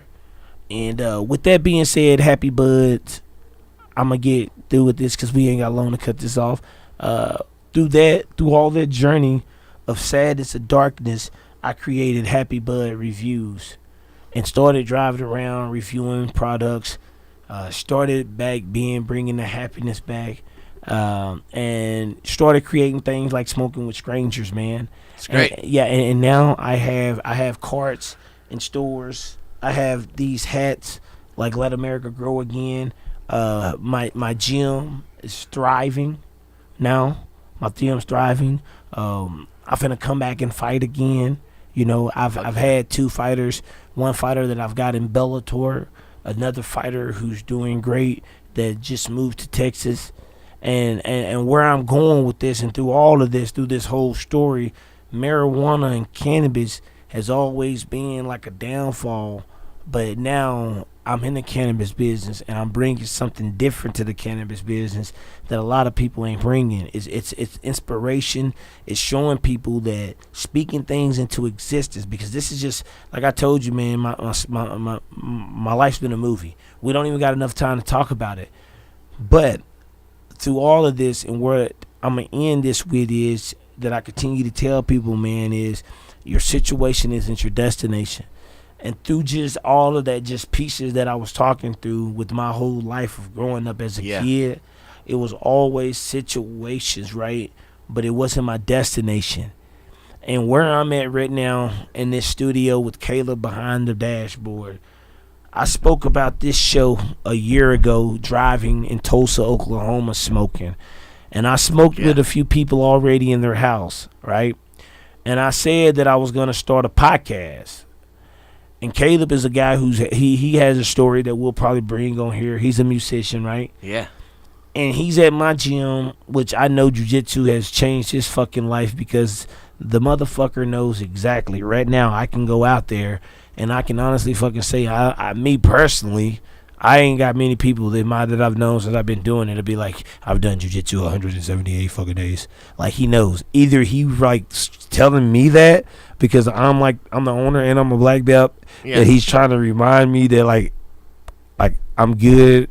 I'm fucking either blue belt or something, blue belt, white belt, or that it's like he fucking loves it. It's like rehab, right? It's like people remember their days in rehab. Yeah. That's what fucking jiu-jitsu is, right? And so through the universe, man, I met Caleb, and now we're here partners. I have this show, Smoking with Strangers. It's great. And it's awesome. That's just a little of my story, man. I ramble pieces. You're fine. It's but wonderful. Thank you for having me. I'm glad to have you. And for all the people that's watching, man, just, I hope you're inspired through my story. You're going to hear a lot more. And I just want to tell anybody that's going through depression, if you're dealing with anxiety, PTSD, whatever you're dealing with, man, I promise you, man, taking care of your health, just eating right, getting around positive people, not being afraid to talk to someone, I swear to God, you can fucking get through any fucking thing you are worth living for. But you gotta fucking talk to some people. And I went through it. Like I said, man, fucking a year and a half ago, man, I went through it. And I'm a strong motherfucker. And I've never in my life ever thought about taking my own life because life got hard, right? And then 2 fucking years ago, man, I was there, right? And I used to be, because I'm a hard motherfucker, man. I'm hard. And I used to be like motherfuckers that like even think about killing themselves as weak. Pussies, yeah, but it ain't like that. It ain't like that. I know what you mean. I've had that exact experience. Just, you know what I'm saying? Been one time, but that one time was hardcore, and I didn't think I'd be somebody that ever thought that way. And so through that, man, I'm digging about a shit. I done met a lot of people. You, Caleb, my partner, Schools and Tools, Robert O'Wiley, one of the best fucking extractors in the world. Jiu-Jitsu on the go. Dylan Dashner, Jennifer, fucking Jacob, the cameraman, and everybody that supported me over the years. God has been good. In 2021, Cortez, I want all the fucking smoke. I want all the people to know your situation isn't your destination. Go get it. In 2001, the crazy Cowboy's going to end it right. Yes, sir. Hey, thank you for having me.